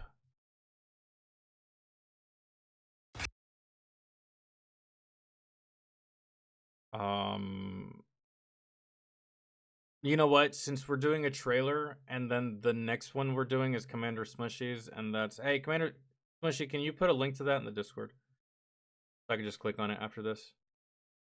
I'm gonna change the view of the stream. This will just be better for all when it comes to this stuff. A lot of other stuff that we watch, y'all don't really need to... Oh, fuck me.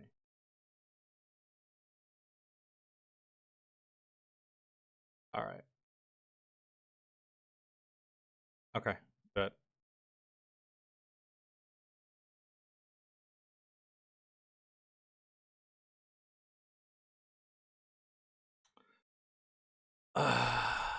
Your thoughts? I think it's hilarious, man.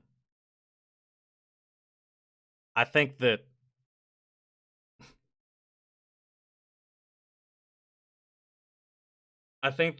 there's a couple of more people that we need to do that very same thing to that we did to Maduro. I think there's a couple more people we need to snatch the fuck up that are just not good fucking people. That I truly feel the world would be better without them. Their country would be better without them. To fucking a certain hemisphere would be better without this fucking person. Talking about you, Kim. Oh my god, if we could do that to Kim, Jesus Christ, I'd be the happiest person on the planet. Because fuck that guy. Fuck that guy. Fuck that guy. Fuck his generals. Fuck his mom. Fuck his dad. Fuck all his loved ones. Fuck his close ones. Fuck that guy. If only we could do that to Kim, I swear to God, I'd jerk off in the middle of the street. I would. It would be that type of motherfucking celebration. I'd be so happy. You wanna know why? Because fuck that guy. So yeah, hopefully Kim sees that and he's wide-eyed as fuck, like, nobody's seen any rowdy Americans around here, have y'all? Last couple days. Okay, we're on DEFCON 1. Watch out for that. Yeah, because fuck that guy. Little coward bitch. I'll be back. Actually, hold on. Let me... We're going to take a smoke break, so... What we did to Maduro, I would love to see happen to more people on this planet that fucking deserve it. There's a couple of men on this planet that fit the description and the mold of having that happen to them. By yours truly, by us. Maduro's not the only one that needs the good old fucking yoink treatment. That's just so. And hell, man, maybe now that we fucking yoinked his little bitch ass out of his bed in his fucking sleep, maybe that'll send a message to all the other ones that are thinking about fucking around. They done saw Maduro find out, so maybe, just maybe, this'll, you know, have a positive effect. It can't be negative. I mean, there's going to be less drugs coming into the country, but I'm sure if I ask some fucking middle-aged white Karen from Minnesota what she thinks about it, though, she's going to tell me that I'm a communist for saying everything that I just said, I think. I don't know. But that's how that works. But if you ask a Venezuelan, they are happy as fuck. Funny how that works, right? I've been seeing it all over my feed too, and it's the most hilarious thing. Venezuelans are celebrating. White Karens are having meltdowns. That's just fucking... That's hilarious, isn't it? Now I use Whisperflow. I just think out.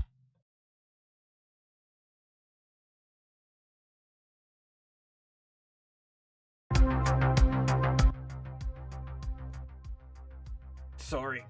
Alright. Let's go let Nova's bitch ass in.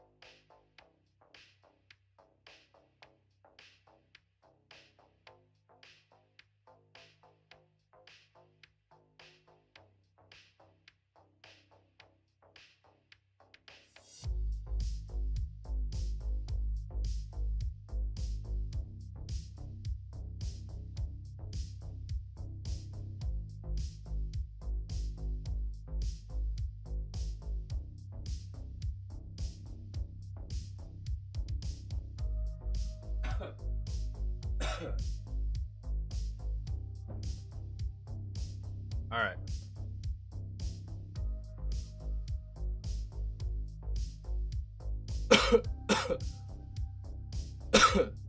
Shit. All right. Deathgasm.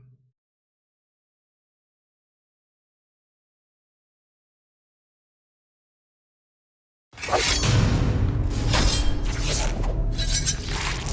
know that evil heavy metal that your parents hate you listening to? You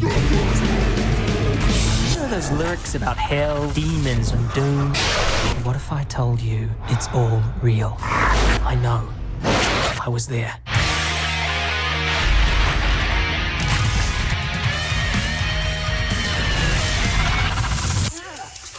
Jesus! It's piss. That's me, Brody. My friends are losers, so we started a band.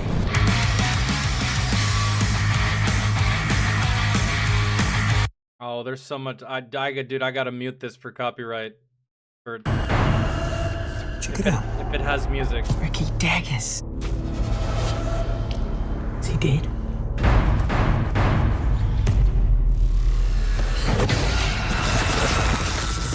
Wouldn't it be crazy if the music had something to do with demons? Demons. We're all gonna die. I have to. I mean, I should just let it run because of the Crazy.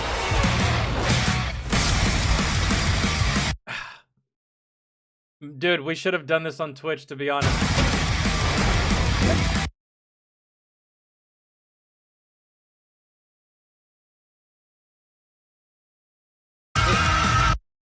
It honestly reminds me of Shaun of the Dead, but just with a music theme. Tuning. Brother of Steel. And then the way that it's filmed, it gives me like the way that the cinematography, I guess. It reminds me of Scott Pilgrim. The cinematic style of it reminds me of Scott Pilgrim versus the World. Just with zombies a little bit. I guess I could see myself watching that. If I got uber bored for the most part. You know what, dude? Tomorrow on Twitch, we'll rewatch this just so we can get the whole thing, because there's a lot of music in that. I was just trying not to get blocked, man, really, for the most part. I was already risking it by just playing a trailer. Usually we do that stuff on Twitch, but anyways. Combines heavy metal, gore, horror, comedy into an inevitable, rude, bloody mess. Is it good, man? And don't just say that because you're probably a fan of it. Tell me what other people also said. Because I got a lot of stuff to watch, man. So, like...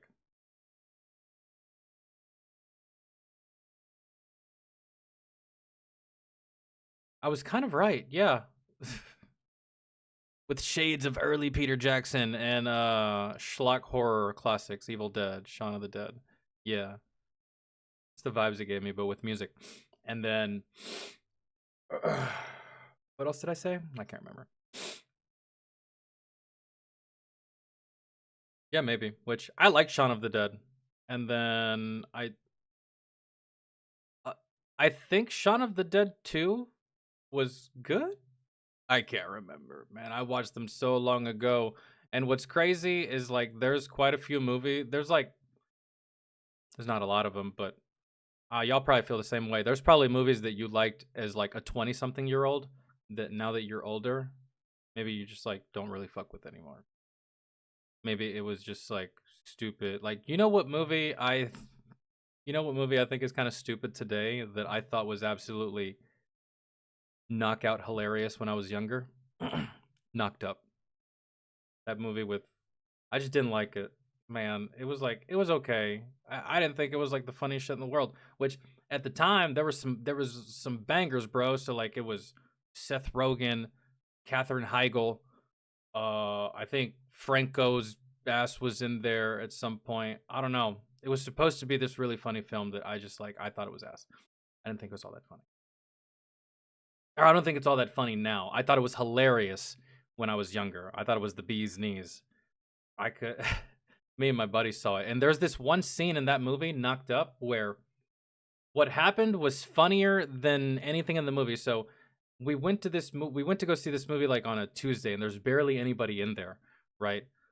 And it's me and my buddy Jared. I feel like y'all have met Jared before at some point. And there's a scene where they're in the doctor's office. I think maybe they're in the gynecologist office. I don't know. There's people in the waiting room, and there's this lady in the waiting room, and she has a child in her lap. And guys, it was an ugly baby.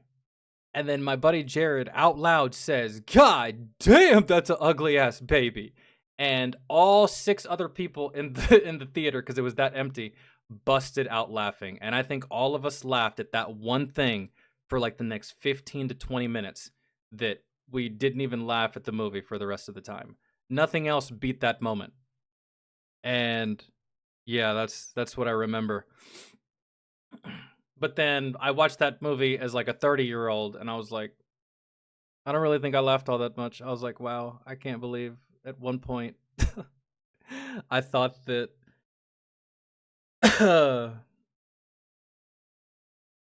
no, I haven't watched Fallout Season 2 because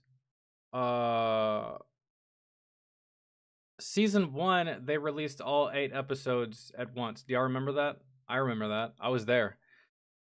And then Season 2, they're doing it week by week. I don't like watching TV like that. I don't like waiting on episodes. I don't like watching one and being like, oh, I wonder what's going to happen next Tuesday. I don't want to do that. I don't like doing that. That's not, so I decided to just wait until the season concludes, and then I will do it. Which, there's like 3 episodes up right now, so I suppose I could just like give those first 3 episodes a watch some other stuff. By the time I get done watching that other stuff, I can get back into Fallout, but that's just not what I like doing. I like watching things all the way through in one go. So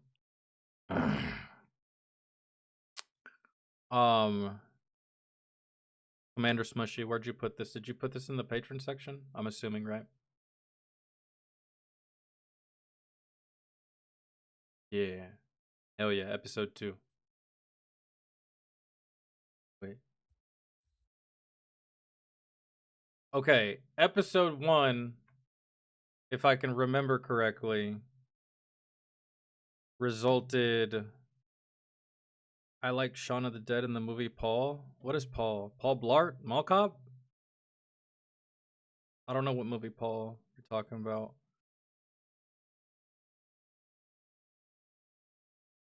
Okay, so last we saw from Escape from Tarkov Raid was episode 1, and we took a couple casualties. We had a couple injuries. The firefights were insane. At the very end, somebody took an RPG or whatever the hell that projectile was to the chest. And it didn't really show that person fully die, but I'm just going to go ahead and make that assessment and say that dude's dead as fuck. Watch the movie on Twitch or watch the movie on Twitch? Oh, dude, I can't watch movies on Twitch. If we're going to watch movies anywhere, which we used to do movie nights, we haven't done any in a while, it would be on Kick. I can get away with it on Kick. I can't get away with it here or on Twitch. I've gotten a strike once before on Twitch, and I've been on YouTube long enough to know that shit just won't work. All right, Commander Smushy, I hope you're here because I'm about to run this talk. Just Escape from Tarkov Raid, Episode 2.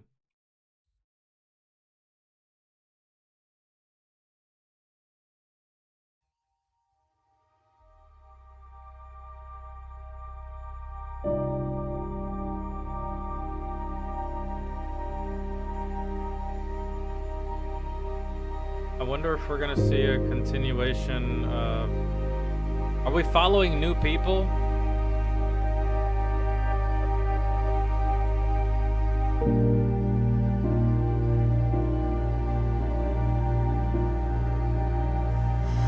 Ты знаешь, я вдруг очень ясно поняла, что, наверное, не потяну такую жизнь. Правда. Я не смогу изо дня в день делать вид, что все в порядке. Знаю, что однажды мне даже не скажут, куда возлагать цветы. Ладно, я, конечно, могу говорить все, что угодно. Ты же вновь все сделаешь, как ты считаешь нужным. Поедешь на свою эту войнушку. Я просто хочу, чтобы ты знал. И я не из тех, что несут чушь о том, как мы все равно останемся друзьями.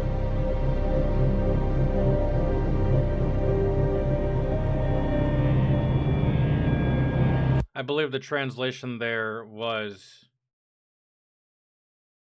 if you keep going to war, I'm not going to be here when you get back. So like low-key kind of breaking up with him for the most part. But when it comes to these kinds of individuals, maybe it's just hard to tell at first, but you ladies need to know what you're getting into. If these dudes had to choose, they will choose this every single time.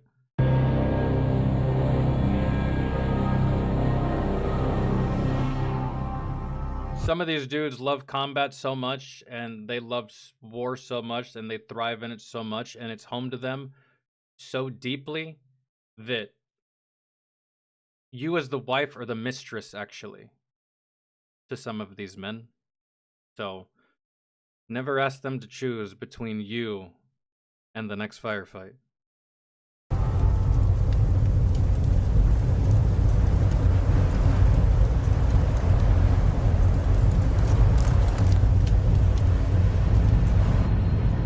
Oh, we're picking up where we left off. Bet.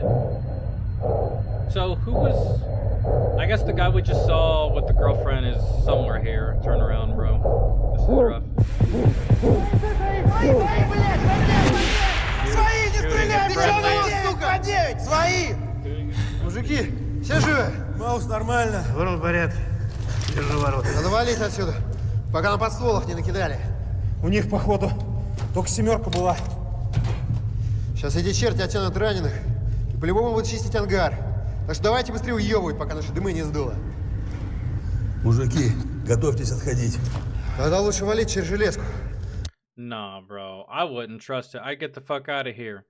The dialogue said they only had one RPG. With an element of that size, you think they're only carrying one of those things?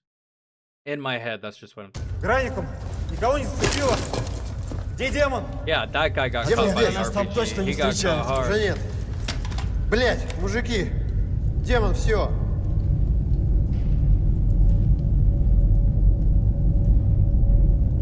Oh, he's gone, dude. He got hit in the chest. And look at that. He's got shrapnel coming out of his neck. He's dead.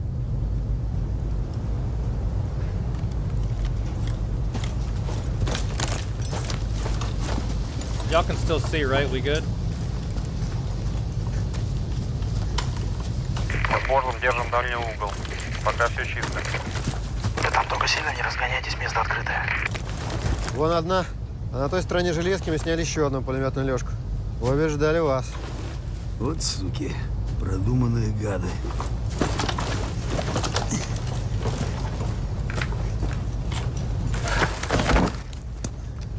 Походу, Скиф оказался прав. И если бы не фарт, нас бы расхуярили по эти два расчета. Наш фарт обеспечили он. Oh, I gotta go back and read this. I'm trying to actually keep up here. И если бы не фарт, There had been no luck. нас бы расхуярили по эти два расчета. Наш фарт обеспечили он. What is a lucky strike? С атлетом. Хорош гнобить Скифа, блин. А ты считаешь, что проебать вылет группы на задачу? Да хуя доблесть, да? А меня там не... Скифа, блин. А ты считаешь, что проебать вылет...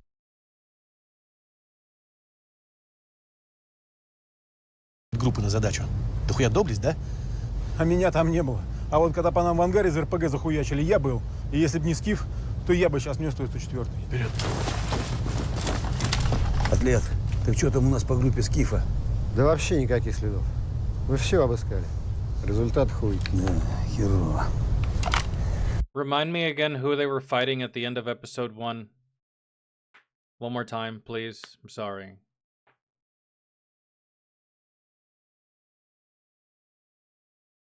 USEC. And are the skiffs part of their element, or were they just a random variable in that fight?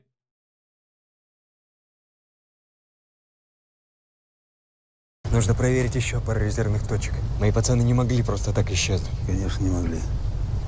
Who am I looking at right here? Who are they? Are these the PMCs? And they were fighting USEC?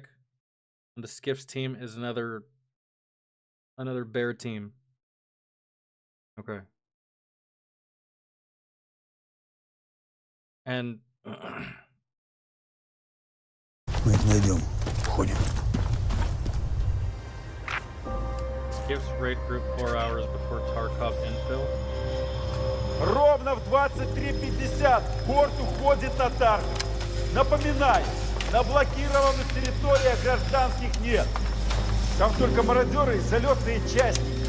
Товарищ командир. These are the skiffs, right? And then... Когда эта шляпа в Таркове уже прекратится? Все ж в курсе, из-за кого все это. На сегодня террор-групп для всех пушистые зайки. Они борют голод в Кении и создают технологии завтрашнего дня. Oh, but I gotta pay attention here, because there's actually dialogue here that I don't think I heard in the first one. For today, everyone believes the terror group is a bunch of harmless creatures. Пушистые зайки. Они борют They're combating hunger in Kenya and creating cutting-edge. голод в Кении и создают технологии завтрашнего дня. Тогда почему наши не могут просто обнародовать результаты расследований? Чем в реальности занимается эти мрази? Потому что миру нужны весомые доказательства. А у наших типа невесомые. Политики, блядь. I mean, dude, it seems like y'all have evidence enough, but maybe not. Проблемы дома должны оставаться дома. Да, я знаю. Но ты также говорил, что возвращаются лишь те, кому есть куда вернуться. На вылет-то еще есть время, но тебе прямо сейчас нужно решить, с кем ты.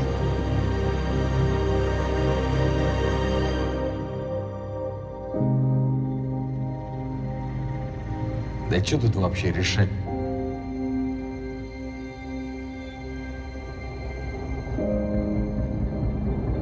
See, if that's the same guy, he just said fuck his girl, he ain't going back. Маркиз, это выдра, прием. Маркиз, это выдра, прием. Ничего, голяк, глухо. Это единственное место на маршруте, где мои парни могли бы закрепиться.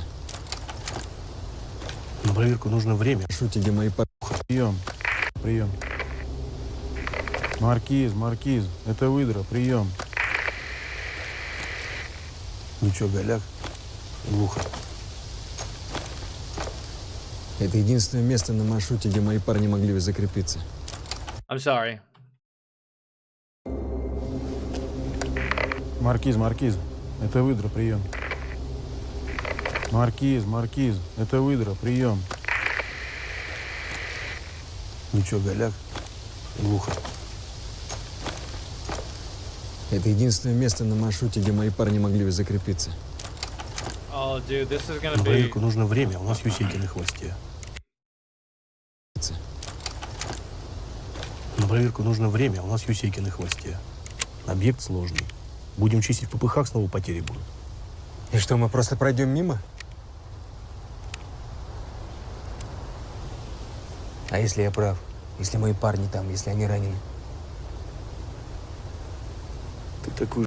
So the question is, do you assault this compound on 20% intel? 20%, like y'all don't even know if y'all's guys are in there. One, you don't know 100% if they're in there. You don't know if they're wounded. You don't know if they're already dead. You don't know how many combatants there are. So this is going to be an interesting decision. А если я прав? Если мои парни там, если они ранены? I'm not a big fan of hinging my life on what if. Такую же хуйню загонял, когда нас на We were talking the same shit when you got us to that damn hangar. тот ангарчик вывел. А я демона знал еще с армейки. Отставить разговоры, Ворон. Скиф прав. У нас есть задача, и мы будем ее выполнять. Готовьтесь. We're gonna have some CQV here. Oh, what does it say? Tarkov City, Volkium facility, administrative and residential complex.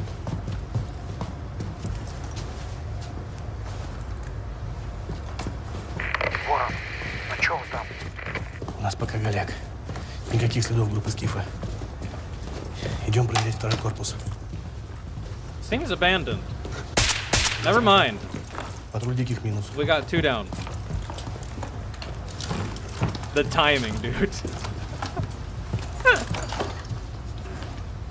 Oh my god. Thank you. I truly appreciate that. I really do. You have no idea.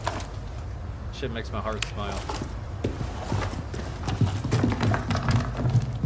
Контроль.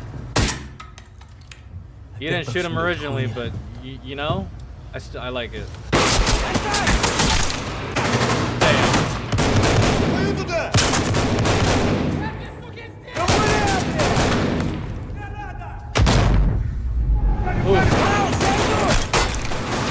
Yo, the sound of that grenade. That was...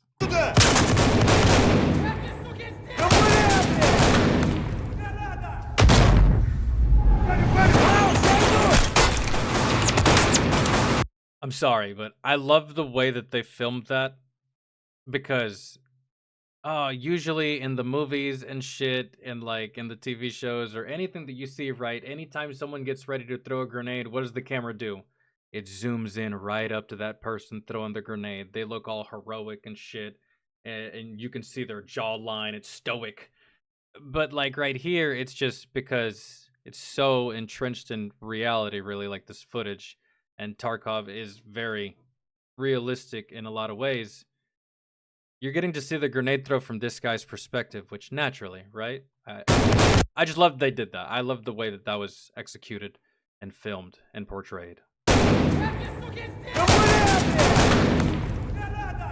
Cover fire, grenade. That grenade's awesome.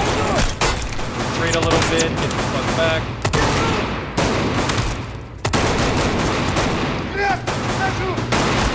With that door open. Get out of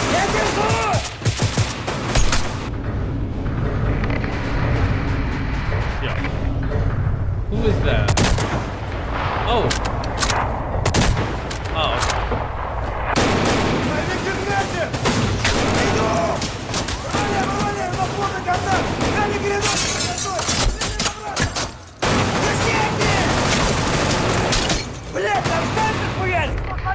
Понятия не имею. Вошел там в другую сторону. Сука, да блядь, отходи! Нас ответили! Мы застряли в начале перехода! Так, парни, вам 4-1 еще полностью секу заходит. There's too many. Ох, ебать. А тут еще... That's a fuckload of scavs here too. Oh.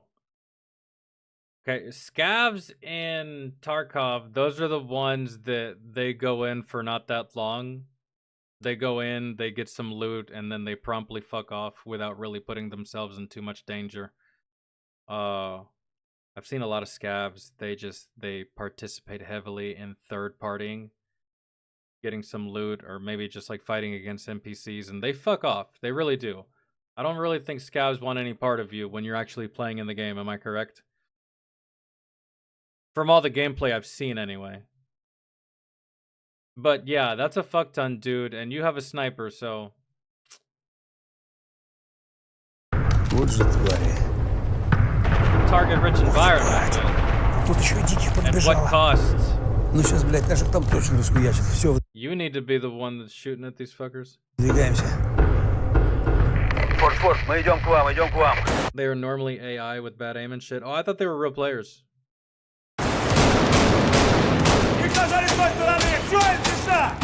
Like, I thought you could go in as a scav. I thought that was like a whole... I don't know.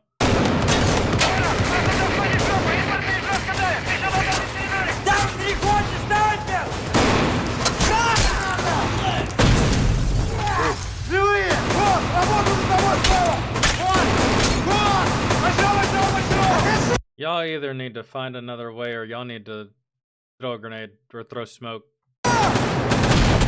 Or move. Y'all aren't getting through this door.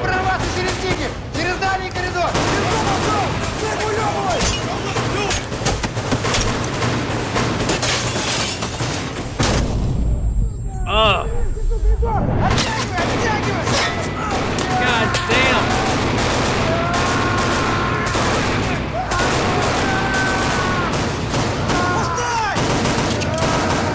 They covered so much ground so quickly. You see that? I don't know. That's wild. Maybe it's just the way that they filmed it, but yo, they took off and then they somehow managed to get from that long ass hallway down to here right after the grenade went off, and they were able to put shots down range after that grenade. That's fucking wild. I think that was just like editing right there that went off the rails.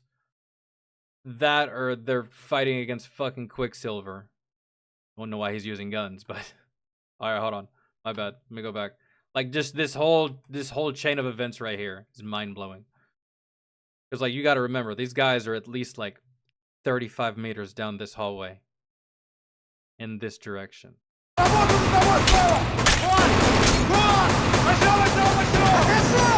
very fast. Look at this. Grenade. Distract. Let's go. We're moving.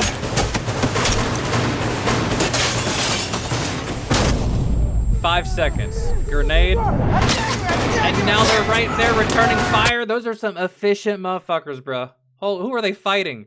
What force is that? They are efficient and fast, and good God. They covered all that ground and woof.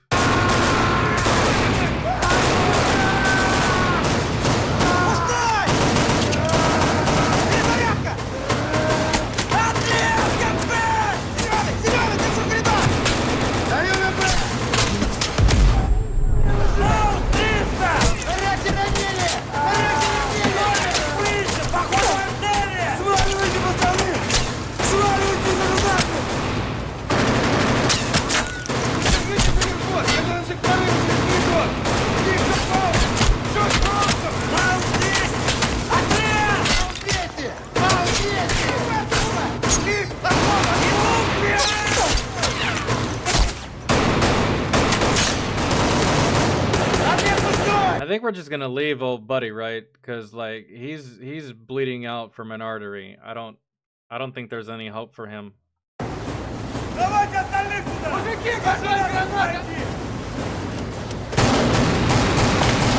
Damn! Talking about clearing the room.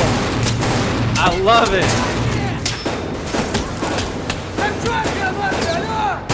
Oh.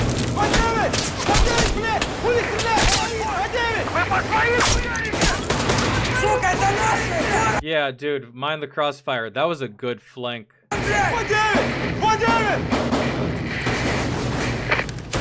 Friendly.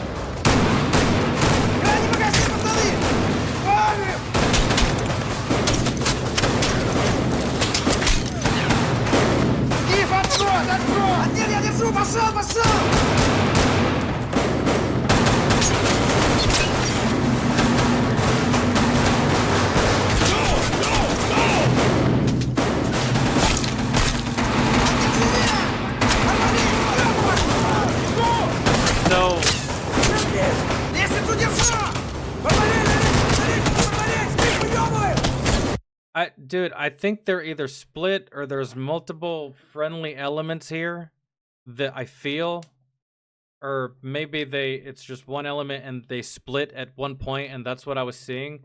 But I've already lost track of where the fuck everyone is inside this building. You know how fucking hectic this is, man? You know how like anxiety inducing it is to look down a hallway and you have to make a split-second decision whether that's the enemy or your teammate, like right there and then. Because of the fog of war, the chaos, the shell shock, can't really hear shit. There's smoke, visibility's low, and... ugh. Rough.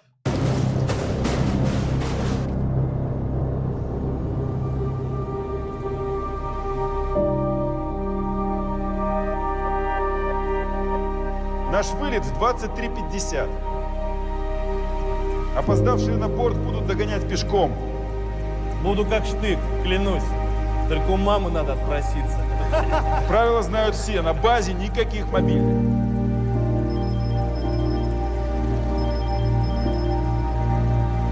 Командир, а у тебя там спецсвязь?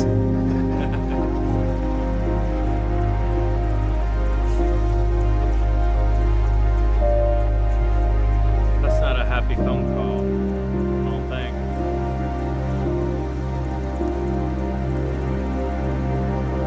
До погрузки на борт еще 4 часа. Проведите это время с пользой. Which translates to go get drunk one last time. Go get some bitches. Actually, no, not really. 4 hours? No. Maybe take a fucking nap.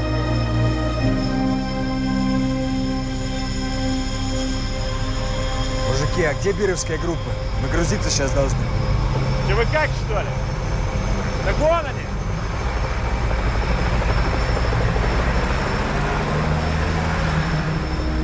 Wait. Наш вылет только через час. Да говорят, ваш командир переигрался.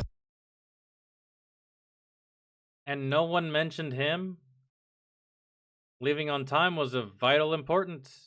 Но пораньше. Something to do with the phone call that the commander got at the very end of that last scene probably has something to do with why this dude got left.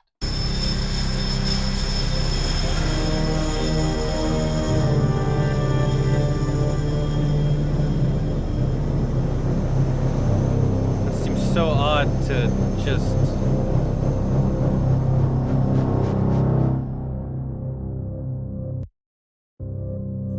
But wasn't he there, though? What did I just see? Because these are... Was that a different mission? In 3 days, the raid group will cease communication.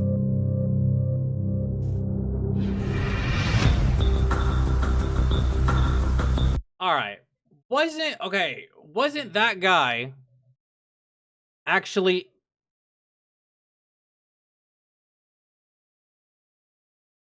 Yo, Colby, what's good? Wasn't that guy... I'm fucking lost. I don't know. We saw flashbacks to everything that led up to this mission. And we got key pieces of information and key pieces of dialogue about what's happening in this world, right? Via some exposition. And... we got that. That guy was in the briefing. That guy was right there doing the mission brief. And then the mission happens, and he's also there at the mission. He's also in these firefights. I saw him. You can recognize him by the scar on his cheek. He's there. And then we backtrack we flashback back to pre-mission when we're doing mission briefs in the bay, which I'm still thinking is before the original mission they go on, but come to find out that this guy gets fucking left when it clearly showed that he actually went. Did we fucking time travel and I just don't know it? I'm not sure, man. Reverend, what's good, man? How are you?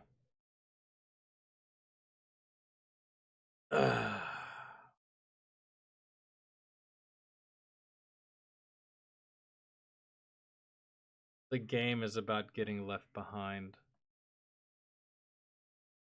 and trying to survive and get out.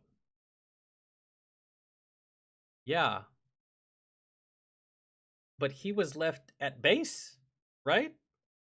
They left him to go to Tarkov. Right? But yeah, I get what you're saying. This is the story of your character before you got left. Okay. Okay. Makes sense. A little bit.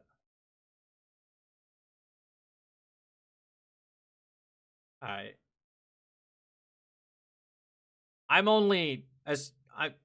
I'm not as lost as what it says on my face. I got it, but kind of, just in a roundabout way, for the most part. There's like some prequel type shit happening. I guess but I have a feeling that the more we watch, the more it's gonna make sense. So there's that.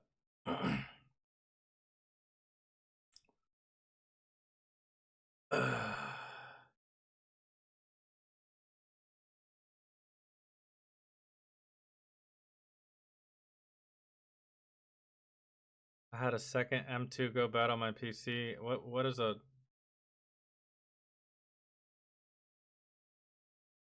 Both were my OS, so I had to deal with reinstalling that.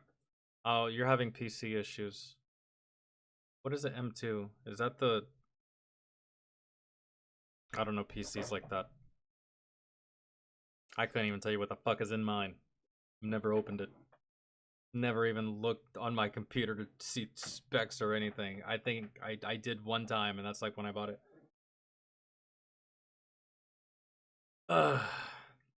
Alright. Storage. Yeah.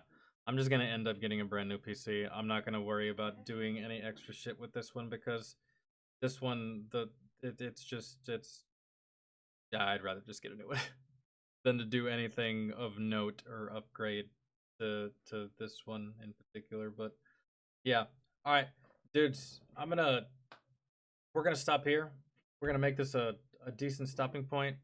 We knocked out actually more than what I planned to knock out. I planned to just get on here, do that Fat Electrician video, and then get off and quite possibly be back later on Twitch. I'll let y'all know about that, but for right now, I'm gonna take her for a walk. It's been like weeks actually since I've done that with her. My sister never does. So yeah, you do? Wanna go? And I'm also gonna fucking eat because I'm starving. Haven't eaten all day, so. But I'm actually glad I got to get on here earlier than what I usually do and get some stuff done, because usually we're going live right now instead of ending right now. So, and I know it wasn't the longest, but I just wanted to make sure that we at the very least knocked out that Fat Electrician video, which was paramount. So I appreciate y'all for hanging out. I appreciate y'all for stopping by. If we're not live again today on Twitch, we'll be live tomorrow on Twitch. So if you have music requests, just let me know. All right. So, and next day we should be back on the YouTube. It's fine if you don't have Twitch. You're just missing out on music. And if we do something on Twitch that's not music related, I usually upload it to YouTube, so you don't have to worry. You're not missing too. All right, guys, I'm gonna get out of here. Have a good rest of y'all's Sunday. If I don't see y'all today, I will see y'all tomorrow. And love y'all. Peace, dudes.